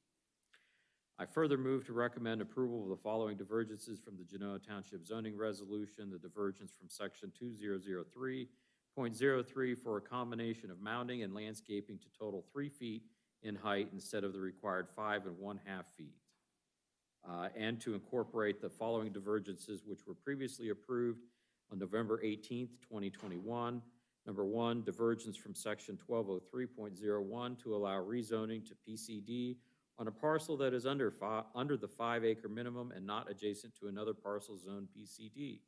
Number 2, divergence from section 1203.03A and 1203.03B to reduce the 75-foot green strip and screening setback from adjacent residential lot lines. Number 3, divergence from section 1203.09 to reduce the 75-foot parking lot setback from the street right-of-way. And number 4, divergence from section 1208.01 to reduce the 100-foot building setback from any district boundary line and street right-of-way. And these divergences were based on the previously cited findings of fact and conclusions, B, C, D, E, and F of section 2707.05.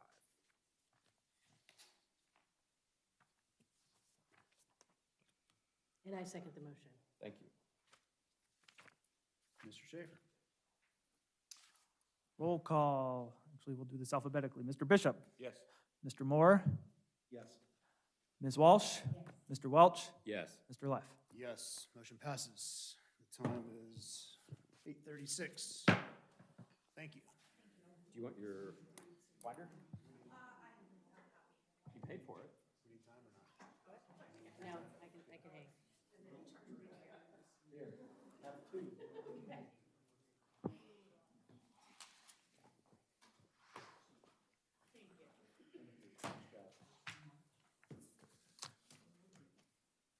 You want them all? You want them? Would you like one? Please. The time is 8:37. We're going to take a 5-minute quick recess. Paul?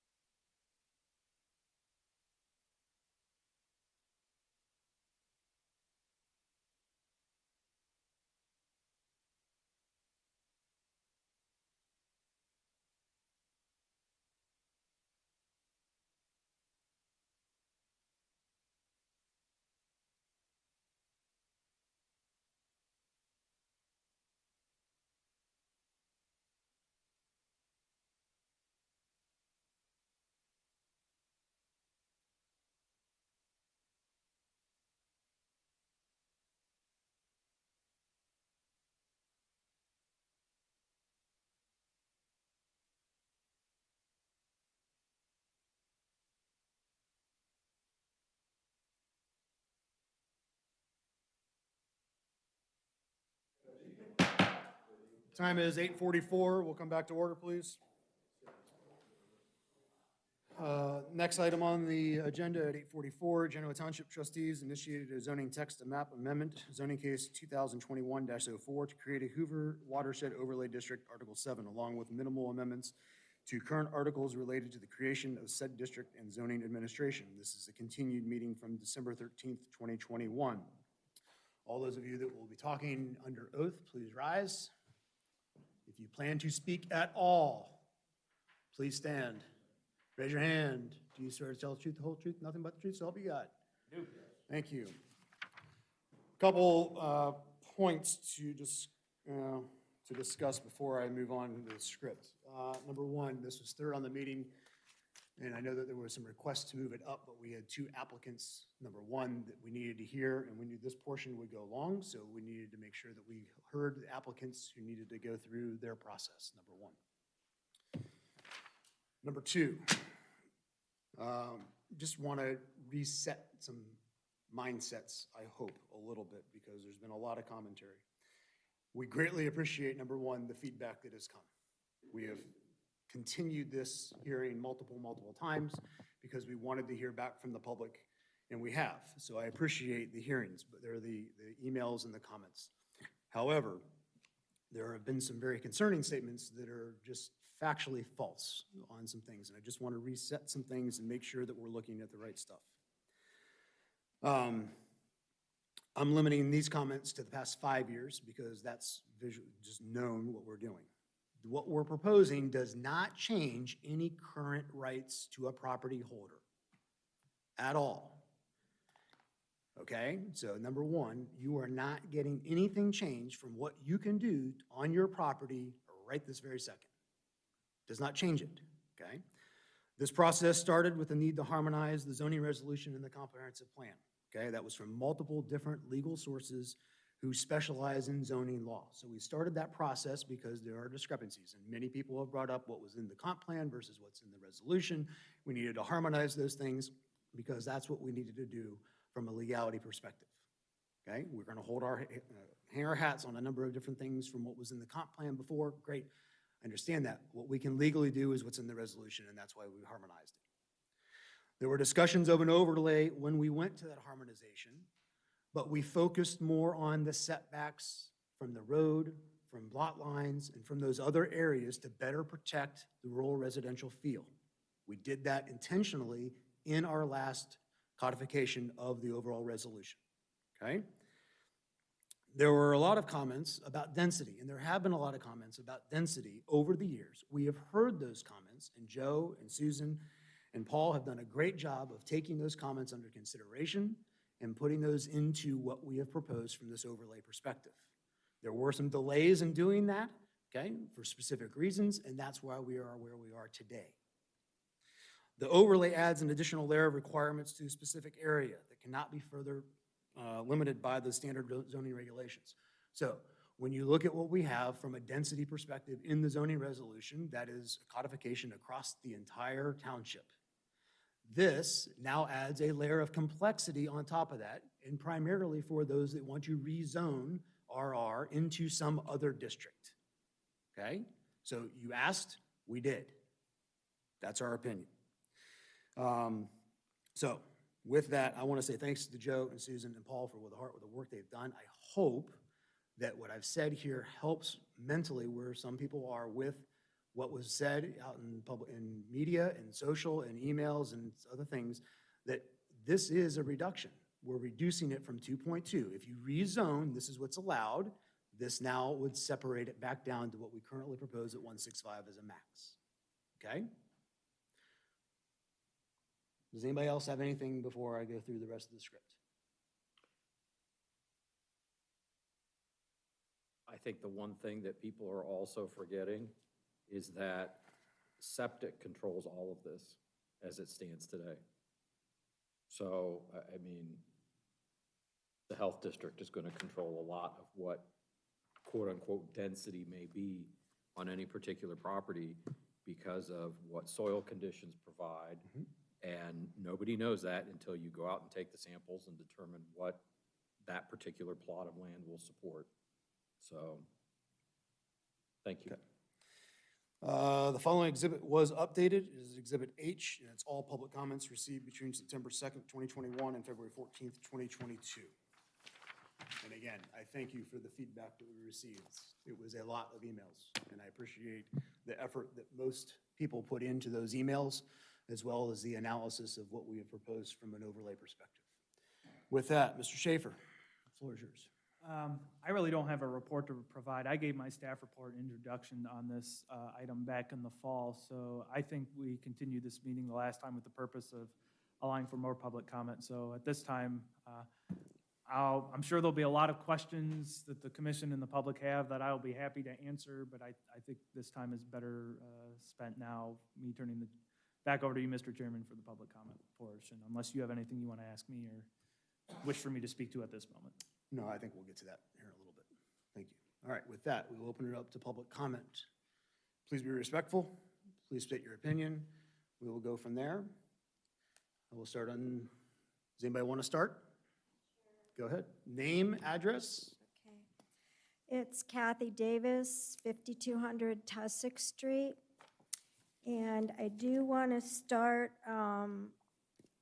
just quickly to say there are 26,000 residents in Genoa.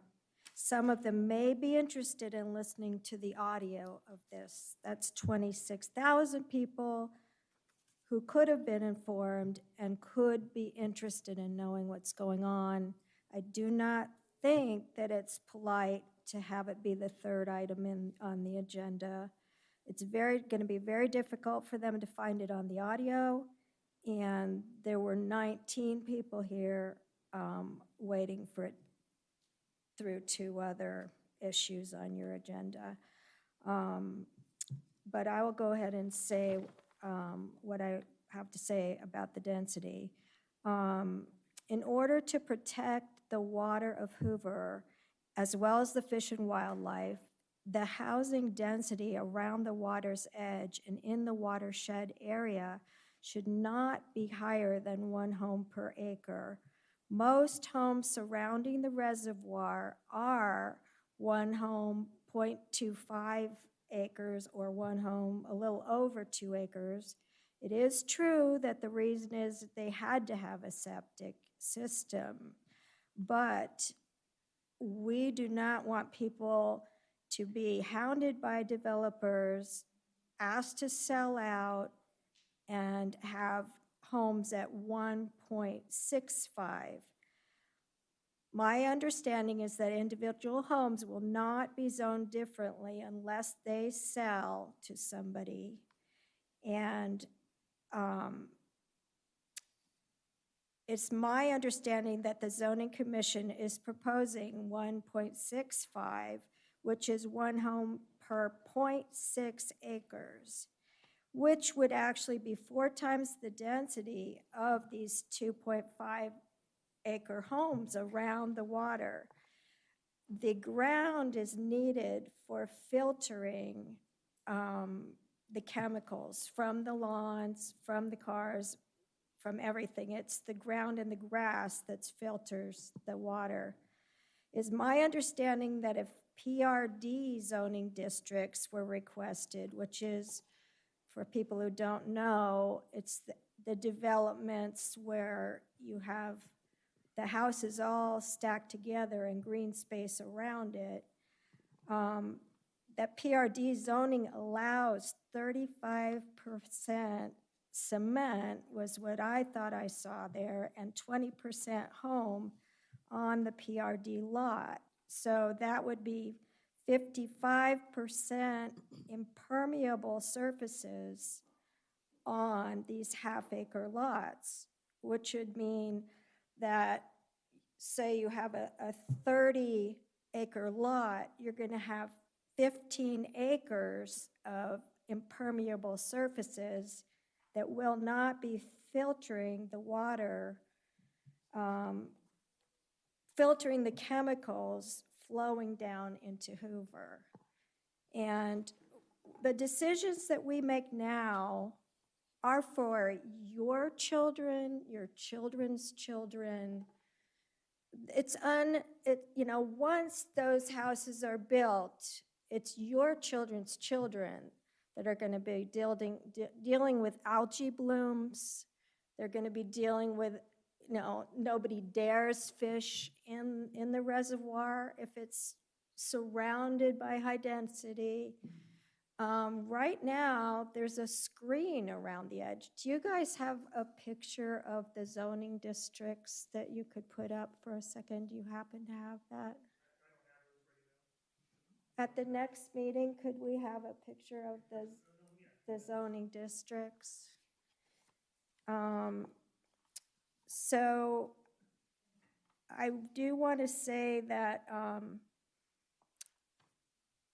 it's not a protection from what is existing now. And what I propose is that you create a zoning district termed a natural, okay, it's the yellow is already developed at a higher density and the gray is all at a lower density right now. And that's a lot of land filtering the water, especially on the, you call it the west side, the gray side. That's a lot of land filtering the water right now. But if you get high density happening on both sides of that, you are going to lose that filtering power. And it's a huge change. It's going to affect everybody in the township.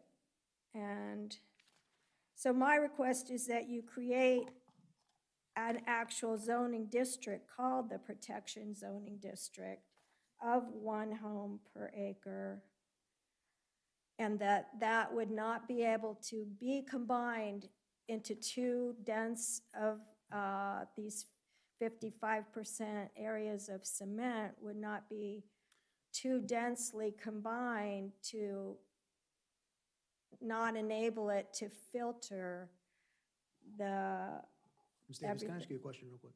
Excuse me? May I ask you a question? Yeah. Okay, so from a rural residential and a suburban residential perspective, do you know what the rear setback is currently? From the water? Not from the water, because there's a lot line for the city of Columbus. So let's talk, it's 10, 15, 20 feet, whatever that is. But there's a rear line of that lot, right? Right. And there's a setback. Do you know what that setback is for rural and suburban right now? No. It's 50 feet. Do you know what the setback is that we're proposing with the overlay?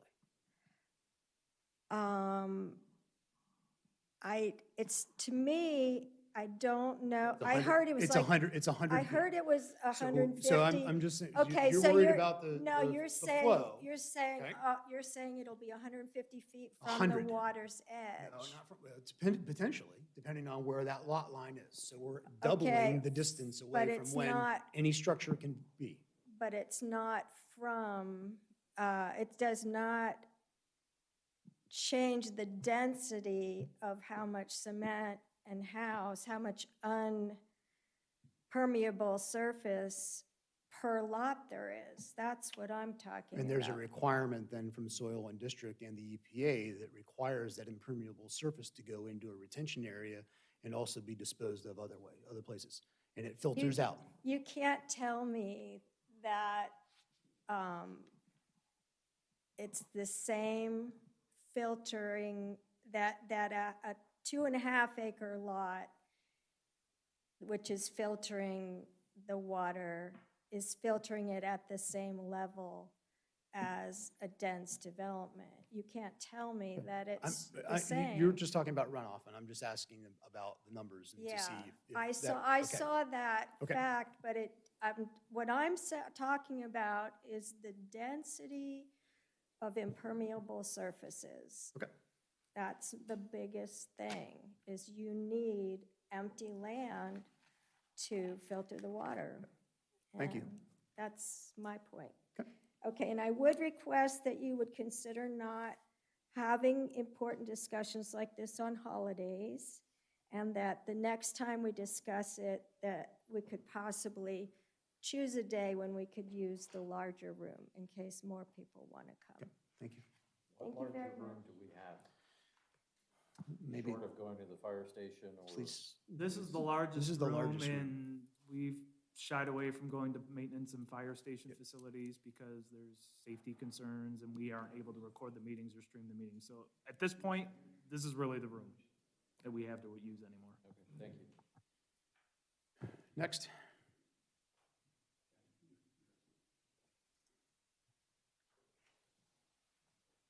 Jean-Sébastien Bernard, 5640 Hughes Road. So yeah, we're pretty young people, so we'll probably live here for quite a while. And we like it here. Like, I'm originally from Belgium, and I can tell you it's pretty dense in Belgium. And I like it here because there is like, you have this, all these houses are pretty widespread, and just like, that's also why we like living here. There's a lot of nature around. And this, I feel like this proposition is gonna give just, this gives to the developers what they want, and not per se to the people who live here. Maybe to the people who want to sell their land and then move out of here, but not to people who want to stay here.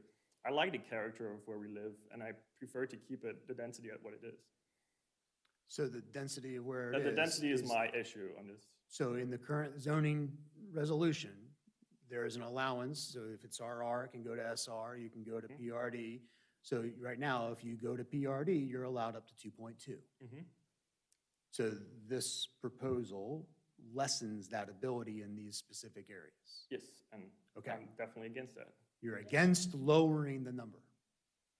My point, I don't want more, I don't want more building on smaller lots. Okay, but you do understand. This Oh, this requires is bigger, bigger lots? this is bigger lots. How? So 2.2 units per acre, Okay, and we are reducing that number to 1.65 maximum, or 1.36, based on, so they have to have less homes in those areas. It's the inverse effect. The inverse. Okay. Less. We are making it more restrictive. okay, Okay, that's it. thank you. My name's John McHale, 5342 Teresa's Trail, near where the gentleman lives that just spoke. And I think that I have two things. One is I try to stay informed in what's going on in the township. I tried to read this because my address is listed as a property affected by it. I think it sounds great from my standpoint. It does reduce the density and all that is fine. But I felt like, you know, when you get a thing on your computer that says we've updated our terms of service, and start reading through this, and you read through it and read through it. And finally, after about 3 pages, I say, okay, accept. I don't know what I'm accepting, but I just gave up. When I read this, I feel like I just gave up and I don't understand it, and I would love to understand it better. So what I'm wondering is there a way that there could be like an executive summary of this that is shared with the residents so that we know exactly what it is that we're getting, just the bullet points, not all the other stuff that doesn't matter. Like the gentleman who just spoke is asking for less density and you're providing it, but he didn't know it. And so that speaks to the need in the community. The second thing is I serve as... Can I pause you for a second? All right, Joe, would you like to, there is, so that there, I have this is what we have posted. that's the on our FAQ, website, right? FAQs, So- they have been overlooked by some. I'm more than happy to go make copies of copies. So there are 2 documents that were out there. Number 1 is the memorandum from Joe in the first part, so it's kind of the summary of the whole entire thing. So the zoning has to be written a certain way, especially from a developer and a legal perspective. Okay, so it is very difficult to read for everybody to do. Yes. There is a memorandum that Joe wrote that summarizes this very, very well, okay? Which is this thing. And then there is an FAQ that he specifically did to make sure that everybody had a better understanding of what was going into this. So those were both posted on the website along with the hearing information, but we can make a couple copies and give it to you. I read the FAQs. Okay. I didn't read, there was a memorandum to staff or something that I didn't Yeah, this get would have. because it said to staff. Yeah, it's 7 pages long, but it goes into a little more detail on why and how. So my point is that I've talked to a lot of people and I say, hey, do you know what this is? Do you understand? Can you explain it to me? Nobody can. Everybody says, oh, don't worry about it, it's fine. And I just think it would be good for residents to feel good about it, that it is okay. And if there's a way that you could make us feel better, that would be great. I'm not complaining about it. I'm not opposed to it. I just want to understand it. And that's done, we've got, you gotta cover loopholes, you gotta cover legality, you've gotta do these Sure, things I specifically understand from a that, resolution. but you also perspective. have to make sure that the Yeah, so taxpayers I would- understand what they're getting. I would point you to this 7-page document that is. 7 pages. 7-page document, which is a much easier piece that goes along with the FAQ. I was hoping for 5 bullets, but okay. So, So, so. what so I let me- told you at the No. beginning, is that enough? If I may make a comment, to your point, I mean, you have to understand, when we first read this, we're citizens just like you. Right. And the first thing that came to my mind was, well, can I still treat my grass? Because I live in this watershed. And then you just gotta really take time and read it, and as the acting chairman has stated, I mean, these things, it would love to boil it all down to 5 points, but we're dealing with a lot of moving parts, terms such as codification and things like that. And I think you make a wonderful point that it is complex, and it's something that, usually things at the end of the day, folks either understand it because it's communicated well or it's not. And this is one where it just takes a bit more time to kind of get to that. And I hope you find that the other data helps you understand it. And when people have questions, you can direct them, to make calls or come to the open forum here, speak with Joe or others, and we can help you understand where it's going. I was just hoping that we all didn't have to line up at Joe's office, that we could just get like a Well, five point. I'm more than happy to really try to, I guess, boil it down into a Okay. few bullet points That would be right now great. if you want me to. I've gone through it enough. I really think I'm getting down to the nuts and bolts. No more than 5. Yeah, you keep, I'll try. In 3 minutes. So, all right. 5 and 3 I minutes. appreciate the Joe. challenge. Oh, I So, am timing you. I guess the first question is, what's the problem we're trying to fix here? The problem we're trying to fix is, over the years, in my time here, we've gotten a lot of concerns about density, buffers, setbacks of development, particularly as it is moved further north into Big Walnut and as we're seeing some more subdivisions on the east side of the water. The current zoning resolution allows up for 2.2 units per net developable acre. The trustees had harmonized the comprehensive plan with the zoning resolution and removed what had been lower recommended densities for different areas of the township because we found out it was very misleading because those lower recommendations were very aspirational, but when push came to shove, the zoning resolution was going to be the document that legally prevailed. So the trustees harmonized those documents knowing that we were going to have these density discussions again. So that's the challenge, is how do we try to address the concerns of the residents under the frameworks of the law in the zone planning and zoning guidance we've gotten over the years.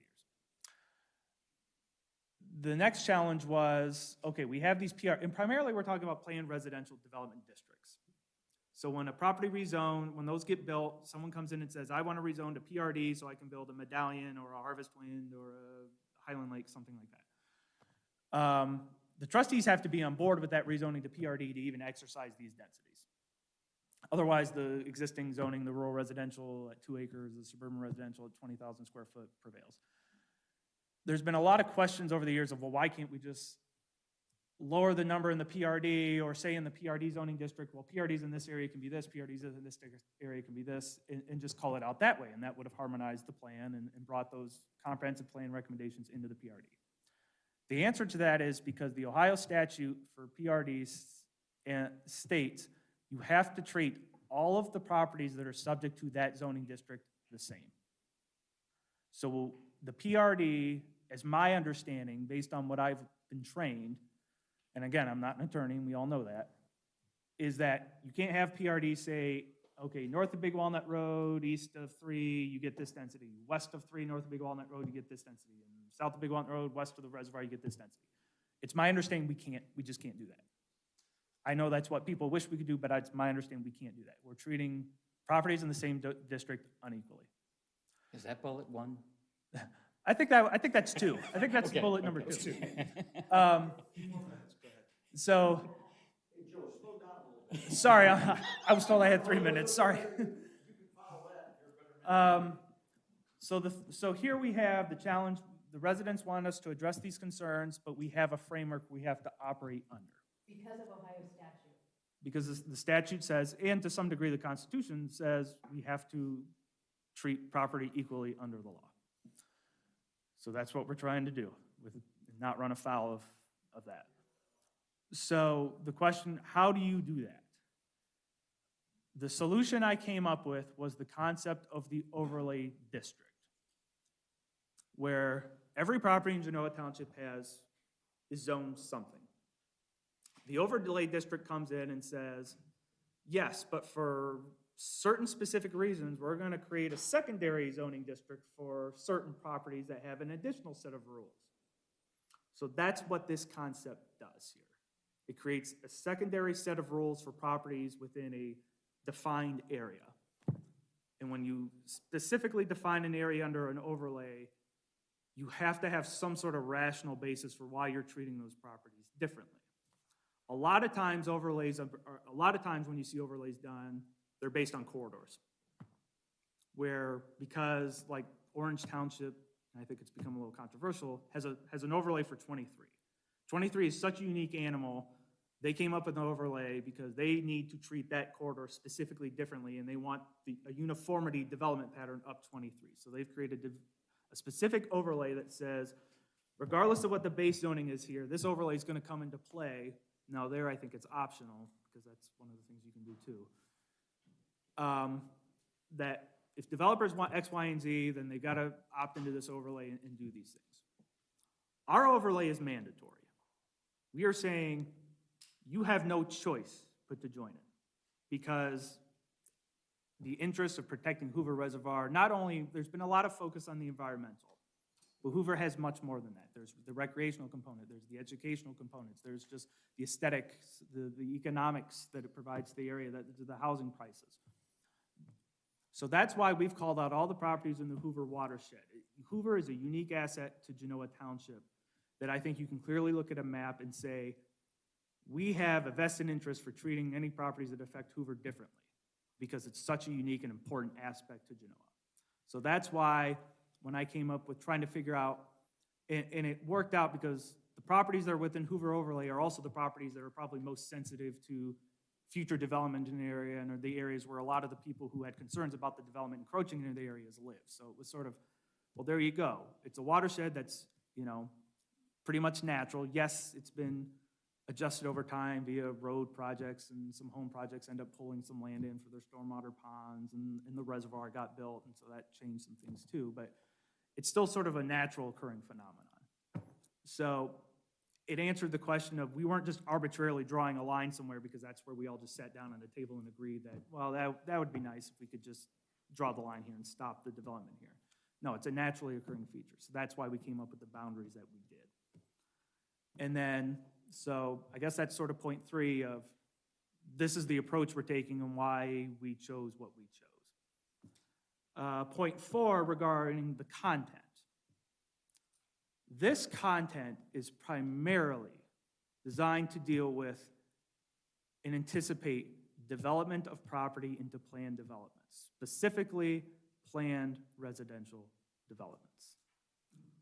Very little of the content in here is going to be applicable to any current resident that owns property in a rural residential subdivision or lot or suburban residential, although there aren't a lot of those within this watershed, or even within an existing approved plan development. This does not trump the approved development plan terms for Medallion or Vinmar Farms, just for examples. What it really does is it sets the rules going forward for any future development in this area to say your density, you're not going to be permitted up to 2.2 units per development acre. Under the best case scenario, under conservation development standards, you can only do up to 1.65, which is similar to the Vinmar Farms density standard. If you don't do conservation development standards, that number goes even further down to 1.35, which is in line with the Hawks Nest at Hoover development that was approved on the old Otterbein horse farm. It's not under construction, but that was the density for that project.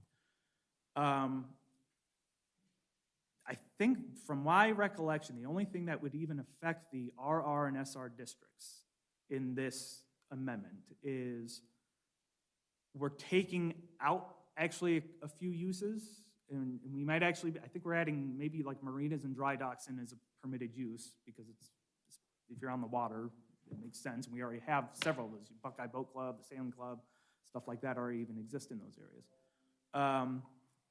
But I think there's been confusion as to what this does. This doesn't dictate what you as a private homeowner, we're not telling you what you can plant, how you have to mow. All the stuff regarding low mow or no mow areas is all in here relative to open spaces that may be provided as part of a planned residential development. A new planned residential development, yes. If you're on an RRSR lot or even in a PRD that's already existing and you want to expand your house or build an accessory building, or none of this changes the rules for any of that as currently drafted. All of that remains. As far as the lot coverage goes, PRDs actually don't have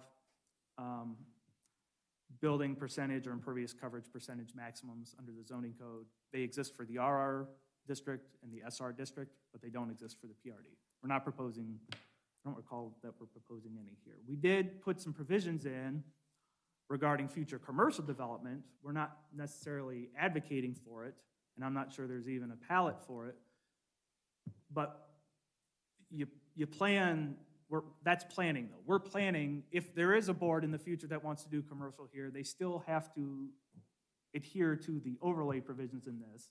And for commercial development, we're trying to say, okay, if even the township was interested in commercial development, we want to make sure it's more neighborhood, retail, get away from the gas, pedestrian friendly. I don't think we allowed gas stations. We're not allowing industrial. On the residential end, the regular PRD allows multifamily. This overlay would prohibit multifamily if someone wanted to come in and do a PRD in this overlay. It does currently, as drafted, and this is probably a point up for date, still allow, or up for debate, allow common wall, single family, zero lot line, single family like the townhouse type of product. But that, again, is already permitted in the PRD. So that's really what this was trying to make sure we were addressing, was primarily future planned development that may occur within the boundaries of the Hoover watershed. So I think that sort of finishes up point 4. I'm not even sure I really have a point 5 there, I Mr. have Moore. 6 points, but that's okay, Joe. Okay, well, I guess I lumped a couple of them together, but, so I know we could even discuss a lot of that stuff ad nauseum, and it gets even more drilled down and technical, but that's really the high level, how we got here, why we did what we did, and what we're doing here. So I think there's a lot of fear that we're trying to promote development, or that was the intent here. No, the intention is just to plan. Eventually, if sewer comes to the east side of the water, we don't want to be having the discussions of how are we going to deal with it. We're making those policy decisions now. And then there's going to be no question when someone comes to my office and says, sewer's now available on the east side of the water, I want to do a PRD. You cannot hold me to 2-acre lots because sewer is available. What does your PRD allow? And I'm going to say, well, PRD allows this, but you're also in this Hoover watershed overlay. Those rules are now getting pulled back. That density, you thought you could get 2.2, no, you're only going to possibly go up to 1.65. Your buffers are going to be larger. You're going to have a more stringent landscaping package. That's what we're doing. We're thinking about tomorrow. It has nothing to do with trying to promote development. It has everything just trying to anticipate it and making sure we are ahead of the curve, prepared for if the day ever comes where on the east side that becomes feasible, or as we're already seeing on the northern side, on the west side of the water, it is feasible. So that's really what we're trying to do. We're planning. We're planning and then trying to execute the plan in the form of zoning. So again, I Thank you. hope you understand that I'm not opposed to it, but he said a few words that I grasped hold of. He said there's just a few things that affects current owners. That's what I'm trying to find out. So what are the few things that affect current owners? And not right now, but like maybe you could broadcast out to the township in a newsletter, something that says there's a lot of concern about this. For current homeowners, the only 3 things that you need to worry about, or 4 things, are these things, just so that we know. And my last point is, I'm wondering, on the east side of Hoover, there's been some talk about maybe having an additional fire station annex.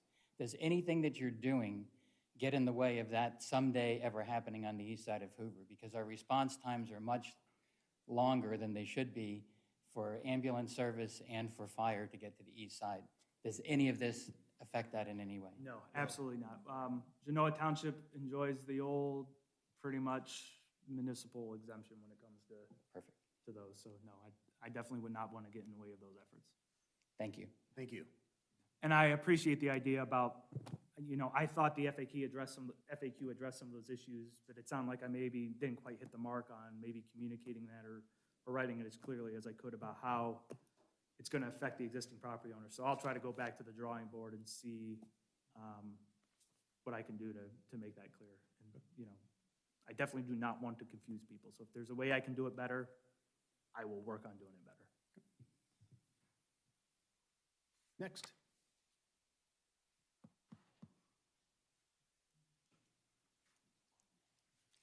Amber Swain, 5640 Hughes Road, where I've lived for 15 years. So the house that I live in was built in the early 90s, and under the former rural residential requirements, it had to be built on 5 acres. So I just wanted to know if you could clarify for me, under the current laws, how many houses could be built on that 5-acre lot if the house wasn't there? I'm not aware of Genoa Township having a 5-acre standard for numerous years. Yeah, it was in the early 90s. I'm just talking about right now. Okay, If that 5-acre lot was okay, yeah, empty, how many houses would be allowed to be built? So the current standard under rural residential, if you were to just split the lot, assuming you could meet all the other frontage requirements and whatnot, the 2-acre standard is still in existence for rural residential and would continue to still be in existence here. A 5-acre lot would not qualify for PRD zoning because while we have diverged under the 25 minimum acre standard in the past, 25 to 5 is a radical difference. I think the lowest we ever went was 7, and there was a lot of pushback on that. And I think now with the updated PRD regulations, that would not work today. So 2 is the answer she's looking for? Yeah. Under the current rural residential zoning, and that would not even, to be clear, that is like a conventional lot split subdivision like that under rural residential or suburban residential is not even something this zoning commission or the board of trustees review. It's perfectly permitted and allowable under the zoning code. It's an administrative matter that's handled through primarily the county office. I review it for zoning compliance and sign off on the plat, but that's the laws that exist, and this does not change any of that for rural residential. So if this were to pass for the HOD watershed overlay district, Mhm. you would still only be able to build a maximum of 2 houses on that 5-acre lot. Under the rural residential zoning classification. If your lot was assembled together with another tract and was large enough to do like a planned neighborhood, It was that like 26 acres? Yeah, the minimum acreage requirement to go to what we call PRD, which is that yellow stuff you saw on the map, which is zoning for a lot of, like the Covington Meadows, farm stuff, is 25 acres. The board has the authority, if the applicant requests, to reduce that number. But like I said, to go from 25 to 5 would be drastic. Usually, we're going from 25 to 18, 25, 15, 25, 20, that range. So under this, though, theoretically, how many houses could be built on a 26 acre parcel? It would be, if the maximum, if they're utilizing conservation development standards, would be 1.65 units per net developable acre. I know that's not a flat-out number. I cannot calculate the actual number without knowing the exact parameters of the tract, what it's adjacent to. There's too many unknown variables for me to give you a flat-out number. I could only give you the net density number. So it says, you said 1.65, but I also remember 0.65 being mentioned in this, and that does not have anything to do with rural residential? No, the 0.65 is not anything mentioned in this documentation. I think I've seen some of that number float out in the public comments we've received, but I haven't. I've seen some bizarre things written. They forgot But there's the nothing one. like that proposed here. It's 1.65 and 1.35. So just 1.65 with conservation, 1.35 without. And with density, the township several years ago moved from a gross density methodology, which means units per acre, which is take the number of houses divided by the acreage, and that's your density. We moved to a net density calculation before my time, 2011, 2012, possibly, maybe 13, which said we don't want to give you credit for some of the acreage that we know is stormwater and streets and whatnot. We don't think it's fair you get to count that towards your density. So what the net density does is, pardon me, I need a drink of water, I'm getting a little Thank you. difficult to talk. Here is, you need to subtract at least 15% of that acreage away. We're not going to give you credit for that density. So essentially, you only get credit for, at minimum, 85% of the overall tract.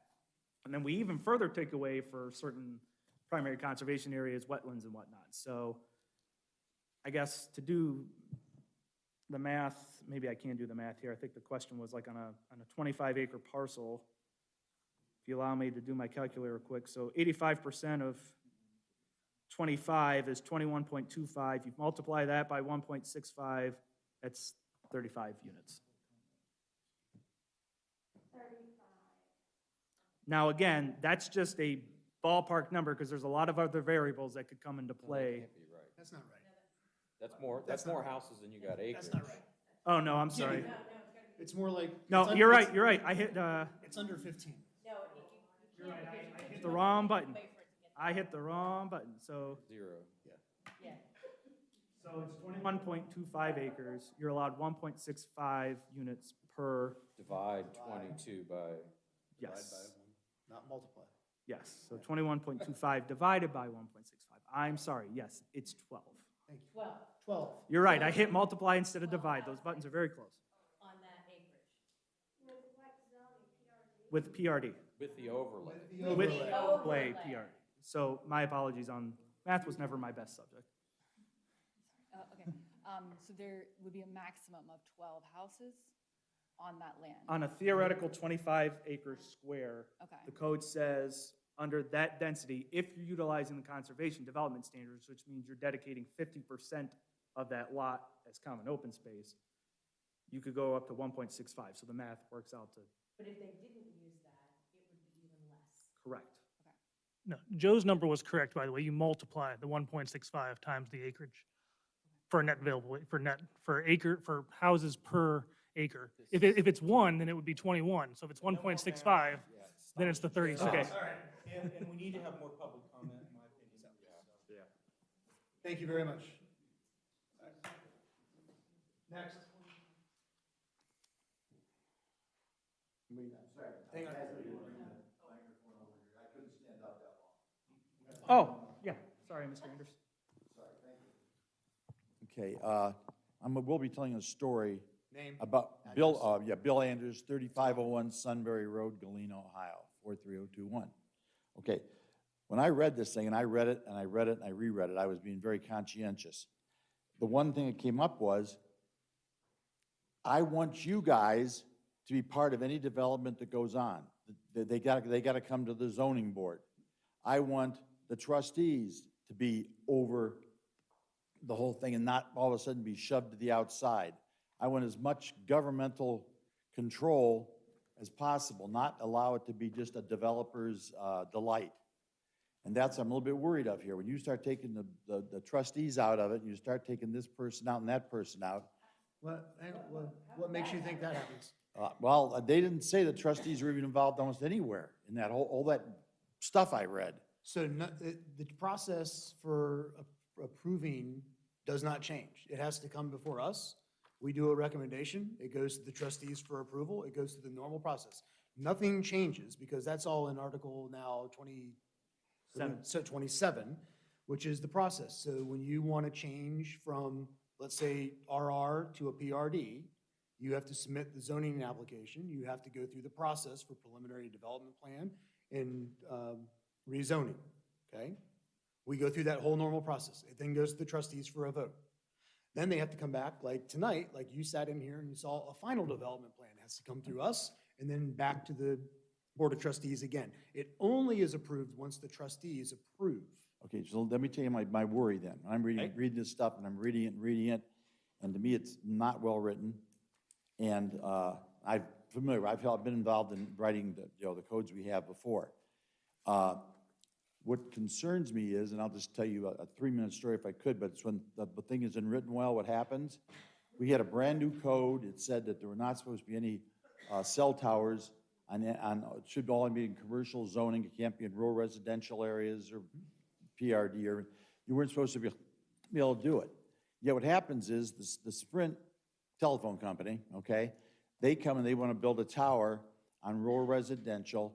They think they found errors in the code. They did something to try to run right around the trustees. They go to the prosecutor in Delaware. They get his opinion on these really fine little facts. And the trustees felt, well, like, well, we're stopped. Here's our legal counsel. And he's agreeing with Sprint. Even though it's clear as mud, you can't build a cell tower in rural residential.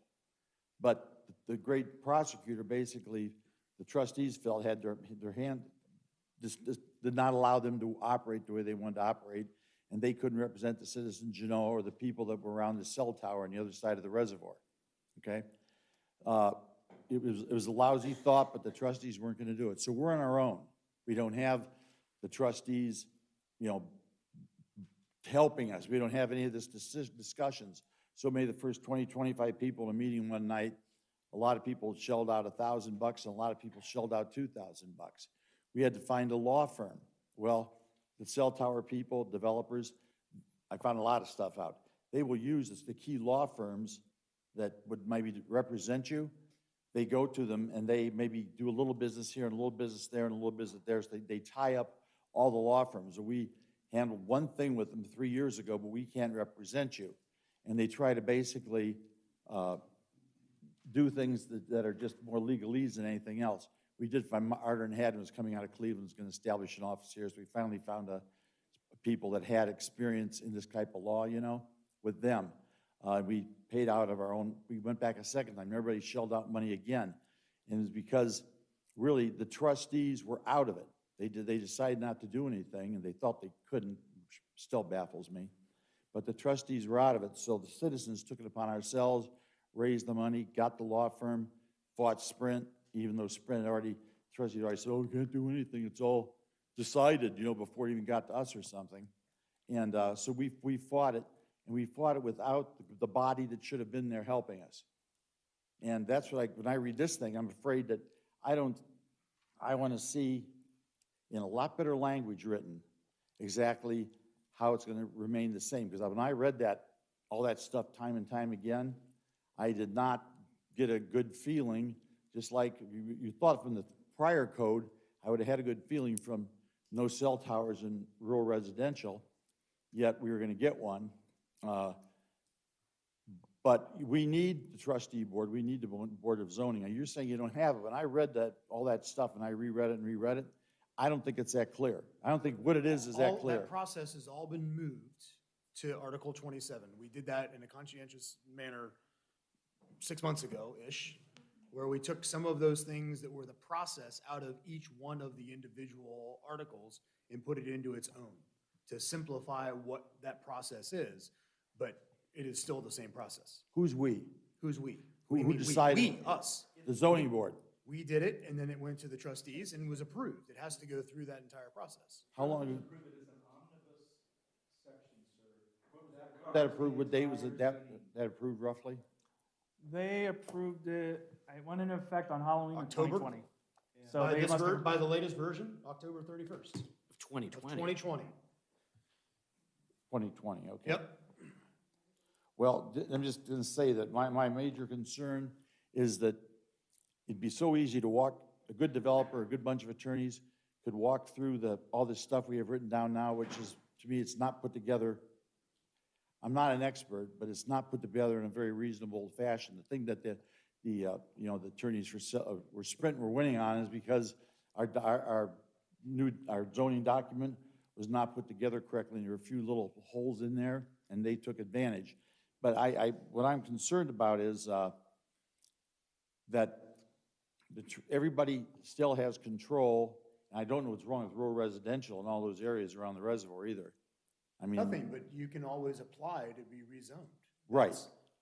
But You're right. do I want the 1,000 acre? I back up to Hoover Reservoir where I live, and I have 1,000. I'm probably the worst, that's the best example. And I have 1,000 acres across the street that keeps going into contract and going out of contract because they can't do certain things. There's no sewer around. There's not good fine with soil, and so what happens is, I'm sitting there. What's really going to go across the street? Is a sewer going to come up here so they can do a more dense zoning than rural residential? if we have, it's hard to say. Looking at that, it's hard for me to like realize what's going to happen. And I had a couple of friends that read all this stuff that are my neighbors, you know, and they said, crap, I can't understand what they're trying to do here. You know, so I think like the summary for Joe, that you mean in a seven-page summary, you know, I just think you can't stress enough, I'm not comfortable with any of this. I mean, if I could read it and understand it, it'd be easier, but I can't understand it all. And I'm sitting here with the possibility of having, what, planned suburban, whatever it is, some letters, I'll just say, so you guys are throwing letters around, I think it's just great that you can do that and understand everything. I couldn't. But what am I gonna have, a bunch of developments across the street and you're bringing sewer in from somewhere so they can do that, you know? I'm not sure how, for example, my worst case scenario in my brain, what I'm telling you guys, how does this a new overlay and all this other stuff, how is it affected? You know, that's, everybody's saying, what's gonna happen across the street from us? You know, and nobody seems to know, and that's what this new thing, take this new model you're putting together, how does it affect us? You know, how does it affect the developer coming in and not wanting denser development, he wants denser development than rural residential? I guess that's where the rubber meets the road. Okay, so. We don't know. Let me ask you this question. So do you think a rezoning from rural residential to SR is an appropriate use of land? I don't know. Suburban residential, RR to No, not suburban residential. No, I want to keep it rural. You want to keep it rural, but you do understand that people can rezone it, right? They can ask to rezone. Okay, but how are they rezoned if there's no sewer? If you go to suburban residential, you don't need sewer. Correct? I don't know. Yep, that's correct. If you go to suburban residential, you got to have a sewer, some kind, you got to have a sewer. You do not need or sewer, a you can do septic. You can do Septic septic. system, The minimum square footage for a suburban residential lot is 20,000 square feet, which is okay? how many acres? 1 acre is 43,560 square feet. It's a little. 45,000. So you can do, again, You're down suburban half an acre then? You can do suburban residential, and it equates out to 2.2 units per net developable acre, Okay, so. right? So again, that, if you go from RR to SR, you can do that Today, as it today. stands. And you can also request to go to PRD if there's sewer.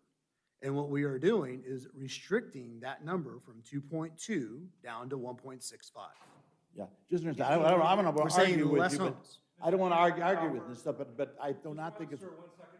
Can I offer that we may take a poll for other individuals that would like to speak this evening so that we can understand how many more people Sure. are in the queue, please? Does anybody else want to talk tonight?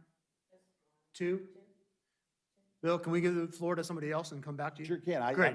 But I'm concerned that, you know, like their gentleman was saying here, does he really know what all this meant?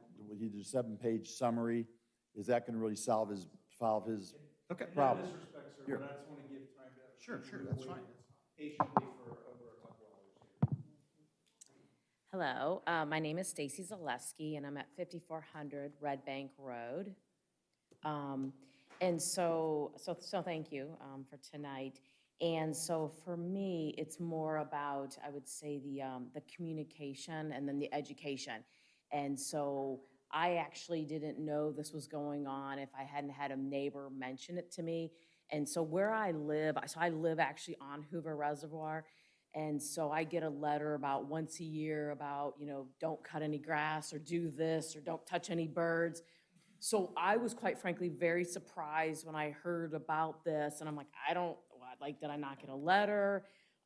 Because we get so many letters around the lake, quite frankly. So just for consideration, I think around the communication, because then I think, you know, if you do want people to come forward and hear about the proposal and hear about it in its factual sense and not be kind of passed around neighbor to neighbor, I think having people come for themselves to kind of hear from an education standpoint. So that'd be my second point is, and I appreciate the executive summary, but, and again, I'm not a zoning expert. I work for a financial institution. But it's still, I was like, it didn't feel very, I guess, executive in a sense. And I understand there's a lot of details and a lot of complexities, but I do think there can be some work around the communication of this change, because quite frankly, if people don't understand what it is, they're not gonna agree to it. I mean, how many people are like, I don't really understand what the hell they're talking about? Like, oh yeah, I agree to it. That's just never gonna happen. So I think if we do truly want as a community agreement, I think it's gonna have to be kind of figured out, how do we communicate it in a way that people first can understand it and then make that decision like, oh, okay, I get this and I'm understanding that, versus hearing it from neighbors or on social media. So I just want to add just those two things for consideration. So thank you. Thank you.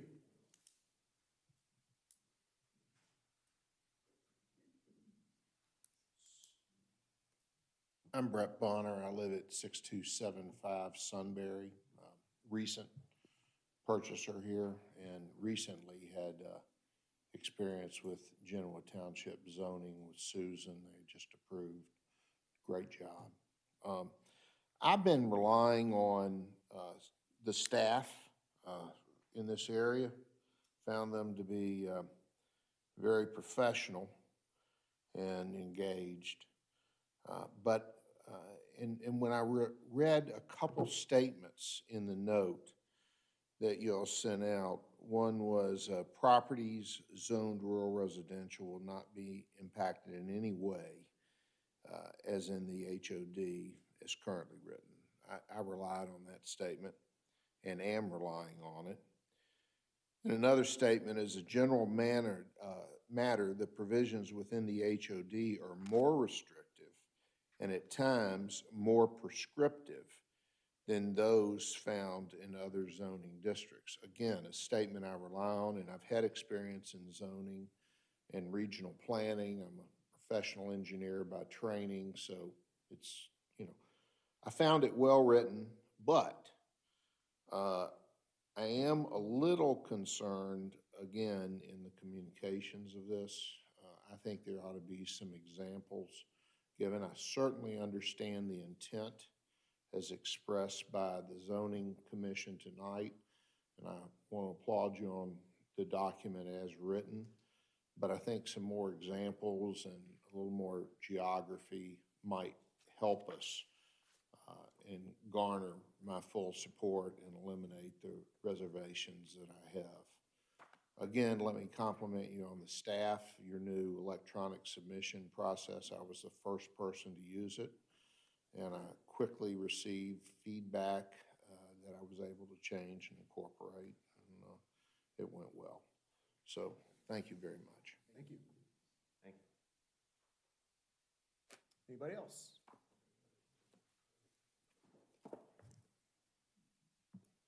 Don't be shy, we're here. Okay. Bill, do you have more, or do you feel we're done?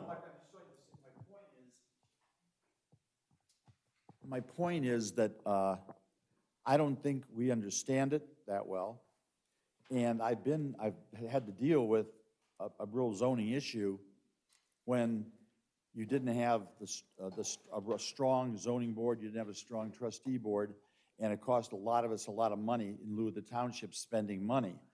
And So, do you have a recommendation for something that you want to see in it? Or we I understand have the a general comment, recommendation. we understand the thing about the overall zoning and the cell phone tower, but that's a long time ago and not in what we currently have and how we handle it, and how much legal review is already done on the document and on the proposed amendment as well. So Joe has flushed that out many times. Yeah, not to knock anybody, who did the legal review and then Joe edited it or whatever, It's clear as mud. And I'm not trying to be nasty. I'm just saying you can't follow it. And maybe it can be written in another fashion if we're supposed to follow it. But for example, I read this thing, I read that a lot of the trustees weren't hardly involved in any of this stuff if a developer got going and went to this new residential coding. Now, I could be wrong. I'm not saying I'm right. But when I read it, to me, it's like very, very difficult to understand and to go through. And there's a lot of other people that feel the same way. I can just tell you that they've tried to read it and they can't read it. Okay, thank you very much. Okay, Appreciate it. thank you. All right, with that, we will close public comment. Zoning Commissioner. Comments? I have one for you, Mr. Schaefer. Yes. So, what were the means used to elicit feedback from the community? It was, because I was pretty outspoken and I wanted to make sure enough time passed and everything got it. What all has happened? To communicate that this was going on to the community. So I think we did the standard legally required newspaper advertisement before the very first hearing we had on this. And I think the feedback we got at that hearing from the commission was, we need to do more. So we did. We discussed the topic of the mailers. Obviously, we've had that conversation a couple times. The expenditure wasn't authorized by the board, so we couldn't do the direct mailers. In lieu of that, we've done social media posts multiple times. We've When done. you said mailers, sorry to interrupt you, can you expand on the mailers? That was to everybody? It was going to be a postcard sent to every person that I had listed from the auditor's site at the date I pulled the list. There was just going to be a postcard that basically said, this is happening. For more information, go to this website. The next meeting to provide your feedback on it. That was going to go to every home in the watershed. That's what the commission asked me to do. But that was also over and above what is required from the. Yes, it's not revised required by code. law. It was just Right. going to be an over and above and beyond thing. The commission doesn't have the authority to expend those funds. The trustees had to give that authorization. The trustees did not give that authorization. They were asked twice and they declined twice. So we had to pursue all the other avenues that were available to us, which was the social media, constant contact email blast. We were able to get it into the newsletter at the beginning of this year, which my understanding is supposed to be sent to every household in Genoa Township. Whether or not that actually happens, I don't know. I'm not involved on that end of the project. But I also know there's a digital version of that newsletter that can be subscribed to that people also get via email.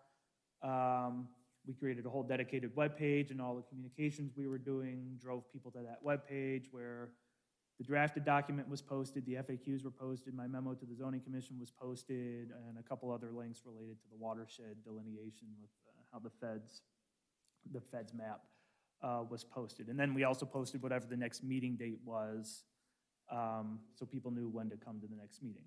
So those were really the communication avenues we had available. We essentially used all the tools in the toolbox that we were authorized to use.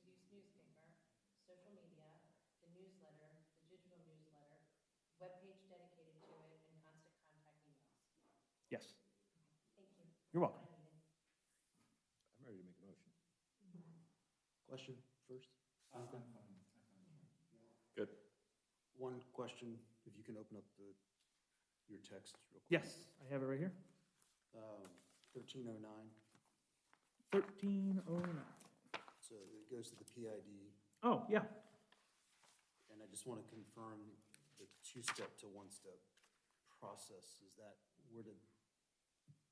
can you give a little insight on that one? Yeah, what happened in 1309, and this actually has nothing to do with the Hoover Reservoir overlay whatsoever. This is one of those just throw in changes because we knew it needed to get done, and so we're just tacking it on here. What we realized was when we revised Article 27, or added Article 27 that we talked about during the public comment period, that now really flushes out the plan development process start to finish, was it basically said it's a two-step process unless that zoning district specifically prescribes the process as a one-step process. The planned industrial district was always designed and intended to be a one-step process. In and of it itself, in a way, serves as an overlay. It was basically written to say, all properties zoned light industrial have the opportunity to, what they say, pull down the overlay cloud and exercise the right to develop under planned industrial development. And they may do so by only going through a one-step development review process because the establishment of the PID rules for all of those properties were put in place when the PID was created.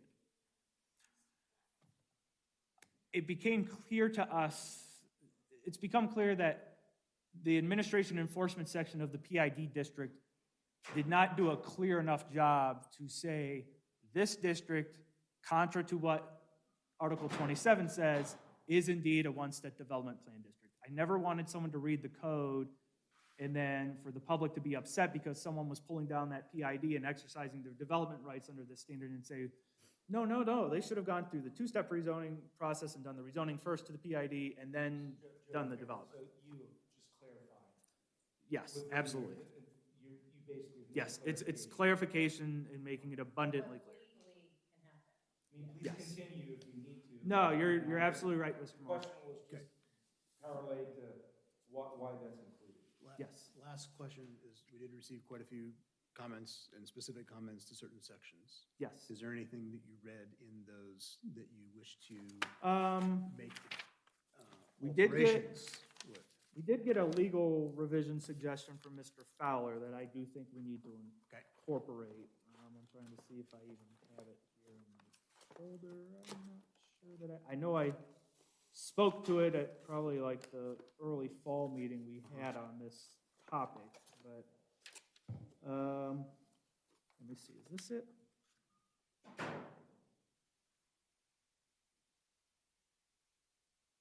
Actually, it looked like there was a few, like 3 different corrections that he recommended. Is that something we need to codify in a motion, or is it something that you're going to do prior to? If you're going to make a motion or recommendation tonight, yeah, I would strongly prefer, can I go through them real quick, because it's been such a long time since. Yes, please. So, trying to think out.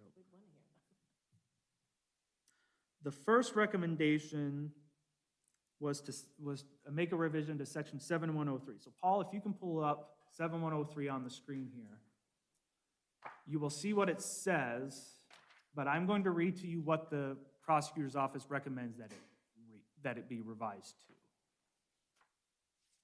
So 7103 currently drafted reads, unless otherwise stated, all standards within this article which regulate or overlap similar standards established in other articles within this resolution shall be viewed as being in place of and not in addition to the latter. That's how it's currently drafted. The prosecutor's recommended verbiage is as follows. Unless otherwise stated, the standards within this Article 7 shall supersede and control over any other conflicting standard within this resolution. Any ambiguity shall be determined by the standards in this article. So effectively, wordsmithing. Yes. The next recommendation was just outright deleting section 70104. The prosecutor's office didn't feel like it was necessary. It's essentially a legal conclusion that doesn't really need to be stated. Okay. And then the only other edit is to, Paul, can you just go maybe up into Article 6? 60102.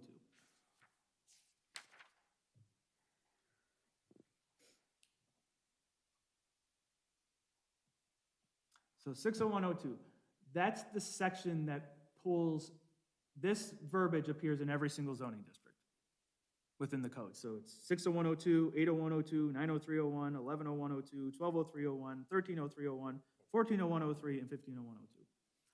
It's the verbiage that points any reader of this specific zoning district that says there are other rules that may apply to your property if it's in the Hoover watershed. You need to refer to Article 7 to see those rules. That's essentially what it says.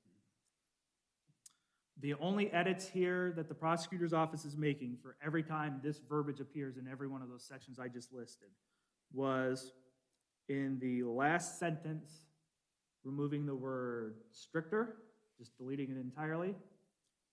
And then after requirements, make that plural and have it say the requirements of Article 7. So basically, that last half of that sentence would read, the requirements of Article 7 shall apply unless otherwise expressly stated within this resolution. So they're basically, again, wordsmithing just that second half of that statement. Okay. Those were the recommended changes. There were a lot of recommendations from the public. Some people thought we needed to maybe go to one singular density and not utilize the conservation development standards. Some people thought we should increase the building distance. Some people wanted to see us ax out the townhouse common walls, single-family units. Obviously, there was a lot of concerns expressed about the density numbers in general. I'm sure I'm missing some. Over the past several months, there's been a lot of points raised, so. But in your point, I think we've gone through this, but do you have any issue with the changes that the? So it's edit 7103, it's delete 7104, and it's edit 60102, as you expressed this evening. Well, it's edit everywhere that verbiage appears Where? in all of those Yeah, sections. but it's redundant. It's redundant, but We're correcting 60102, but it'll be printed in. we need to list those out, I Yep. think, right? Joe? Do you want me to provide you those numbers again real quick? We're just writing them down. We need to write up, you want them all. That was 601.02, Mhm. 801.02, 903.01, 1101.02, 1203.01, 1303.01, 1401.03, and 1501.02. And if you don't mind, that was the prosecutor's note. I just want to make sure he cited each one of those sections correctly. So I'm going to flip through here real quick and just While he's verify doing that those I'll numbers make are the accurate. motion. So, Mr. Chair, I would move to recommend approval of the following to the Genoa Township Board of Trustees. The subject zoning text/map amendment dated September 2nd, 2021, which seeks to add zoning provisions within the following locations of the Genoa Township zoning resolution. Article 7, Hoover Watershed Overlay District, and related minor administrative changes, including those to Articles 4, 6, 8, 9, 11, 12, 13, 14, and 15, as well as corresponding edits to the official Genoa Township zoning map to reflect the addition of the Hoover Watershed Overlay District zoning designation to all parcels wholly or partially located within the Hoover Reservoir watershed, as further defined and depicted within the amendment and listed in Exhibit F, in accordance with the procedures set forth in Article 26 of the Genoa Township zoning resolution, and providing for severability and repeal of the prior zoning resolution requirements, regulations, and standards, commonly known as the Hoover Watershed Overlay District, incorporating Exhibits A through H. This motion shall include the following modifications to the subject amendment. Modification to Section 701.03, deletion of Section 701.04, and amendments amendments to Articles 601.02, 801.02, 903.01, 1101.02, 1203.01, 1303.01, 1401.03, and 1501.02. For clarification, revisions to the zoning resolution shall be limited only to those specified within the subject amendment document and those necessary to ensure proper and consistent spelling, grammar, punctuation, and formatting. The approved revisions shall not include any comments or notes within the draft document. Any existing text within the resolution which has not been expressly modified or deleted shall remain as is. This motion to recommend approval of the subject zoning text and map amendment is based on the following findings of fact and conclusions: that said amendment is found to be consistent with the Genoa Township Comprehensive Plan pursuant to Section 108 of the Genoa Township zoning resolution. I've been a lawyer for 22 plus years, and I've never written a run-on sentence that long. That's saying something. Do I have a second? I'll second it. Point of clarification on the edits. You want them to be made pursuant to the as recommended by the prosecutor's office? Yes. So would you wish to amend your motion to? I will amend my motion to make sure that the amendments to the text document, or the document text, are pursuant to Mr. Fowler's or the county prosecutor's office recommendations. And I will second the re-amendment and approval thereof. Okay, thank you. Roll. Roll call. Mr. Bishop. Yes. Mr. Moore. Yes. Ms. Walsh. Mr. Welch. Yes. Chairman Leff. Yes, motion passes. I'd like to Safety of having this lower density for our community. Now, 9:58. This portion of the meeting is now finished. I will incorporate those edits and get a new copy posted as soon as I can. Obviously, we'll forward it to the zoning commission, or to, not to the zoning commission, the board of trustees, for their review and discussion pursuant to the process. And I also will look at trying to maybe also put together another document to help people further understand the impacts to the RR and SR properties. I'll try to do a better job of making that clear. No, you did. Put the memo, re-put the memo back out, put the FAQ back out, and then whatever else you can do from a. For the record, you did a great job. Yeah. It's a very difficult I was just gonna say, process. stellar job, Mr. You see, I wasn't fishing for compliments. Well, It is you a- deserve it, though. It's a very difficult subject to understand, and I get that. So sometimes we have to portray things in different ways to help people Well done. get there. You've done a Thank great you. job, and I appreciate that you asked the trustees. I maintain and go on record, we should have sent that postcard. You all may disagree, but I mean, over-communication sometimes is better than Postcard too, but under-communication. you gave 6 different viable means that we've reached out to our community. And so I commend you for what you've done, and thank you for stepping to the plate and doing calculations on the fly to help to alleviate some of the misconceptions that have been placed out in the community by just misunderstanding of data. However, I hope I hadn't, I wish I Mr. hadn't Leff messed and up I- that unit count. However, Mr. Leff and I will be counseling you on your mathematical skills at a later date and time, to be specified later. 5 times 1.65, so it does equal the 35. So that Oh, it was is correct 35, on. it wasn't 12? Yeah. Correct. How can that be? Well, how can that be? 5 units per net developable acre, so developable acre. 1.65 times 21.25. So we used 25 acres. No, you use 25 acres, right? And you can only use 85% of it, right? So 0.85, right? So you've got 21.25 acres to do And you get 1.65 units. into that. So you divide this by 1.65. You can't have the number be less than 21, because 21 is 1 unit per acre. So No, if it's 1.65 units per acre, it has to be higher than 21. It's multiply. That's why it's 35.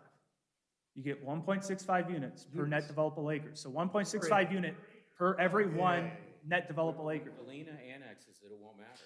When Galena annexes it, they'll get 6 per acre. I saw That's what sewer they're at trucks right out there now. The other day, just being late. Not 12, it's 35. 35. 35. It is 35. I should have stuck to my guns. Okay.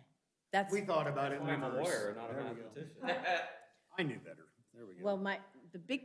It's almost 10 o'clock, The so I bigger get it. concern that everyone should be having, in my humble opinion, is that this helps to clarify it where we stand.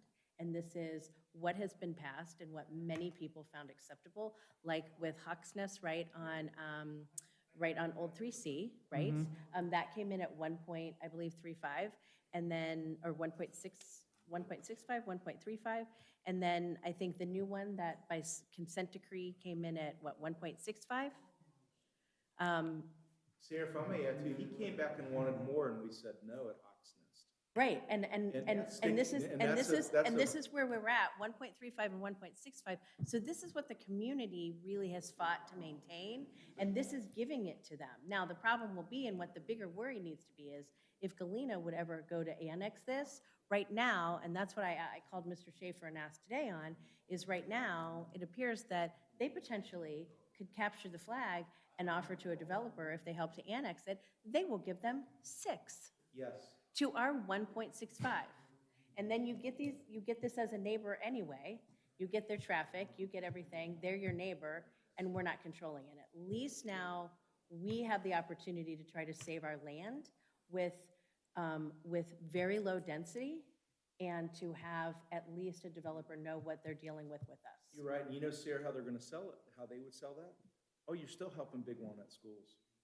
You know, you're gonna have more county, more people, more things, growth, and you're gonna have the taps, and they'll tap it in like they've done the other piece there.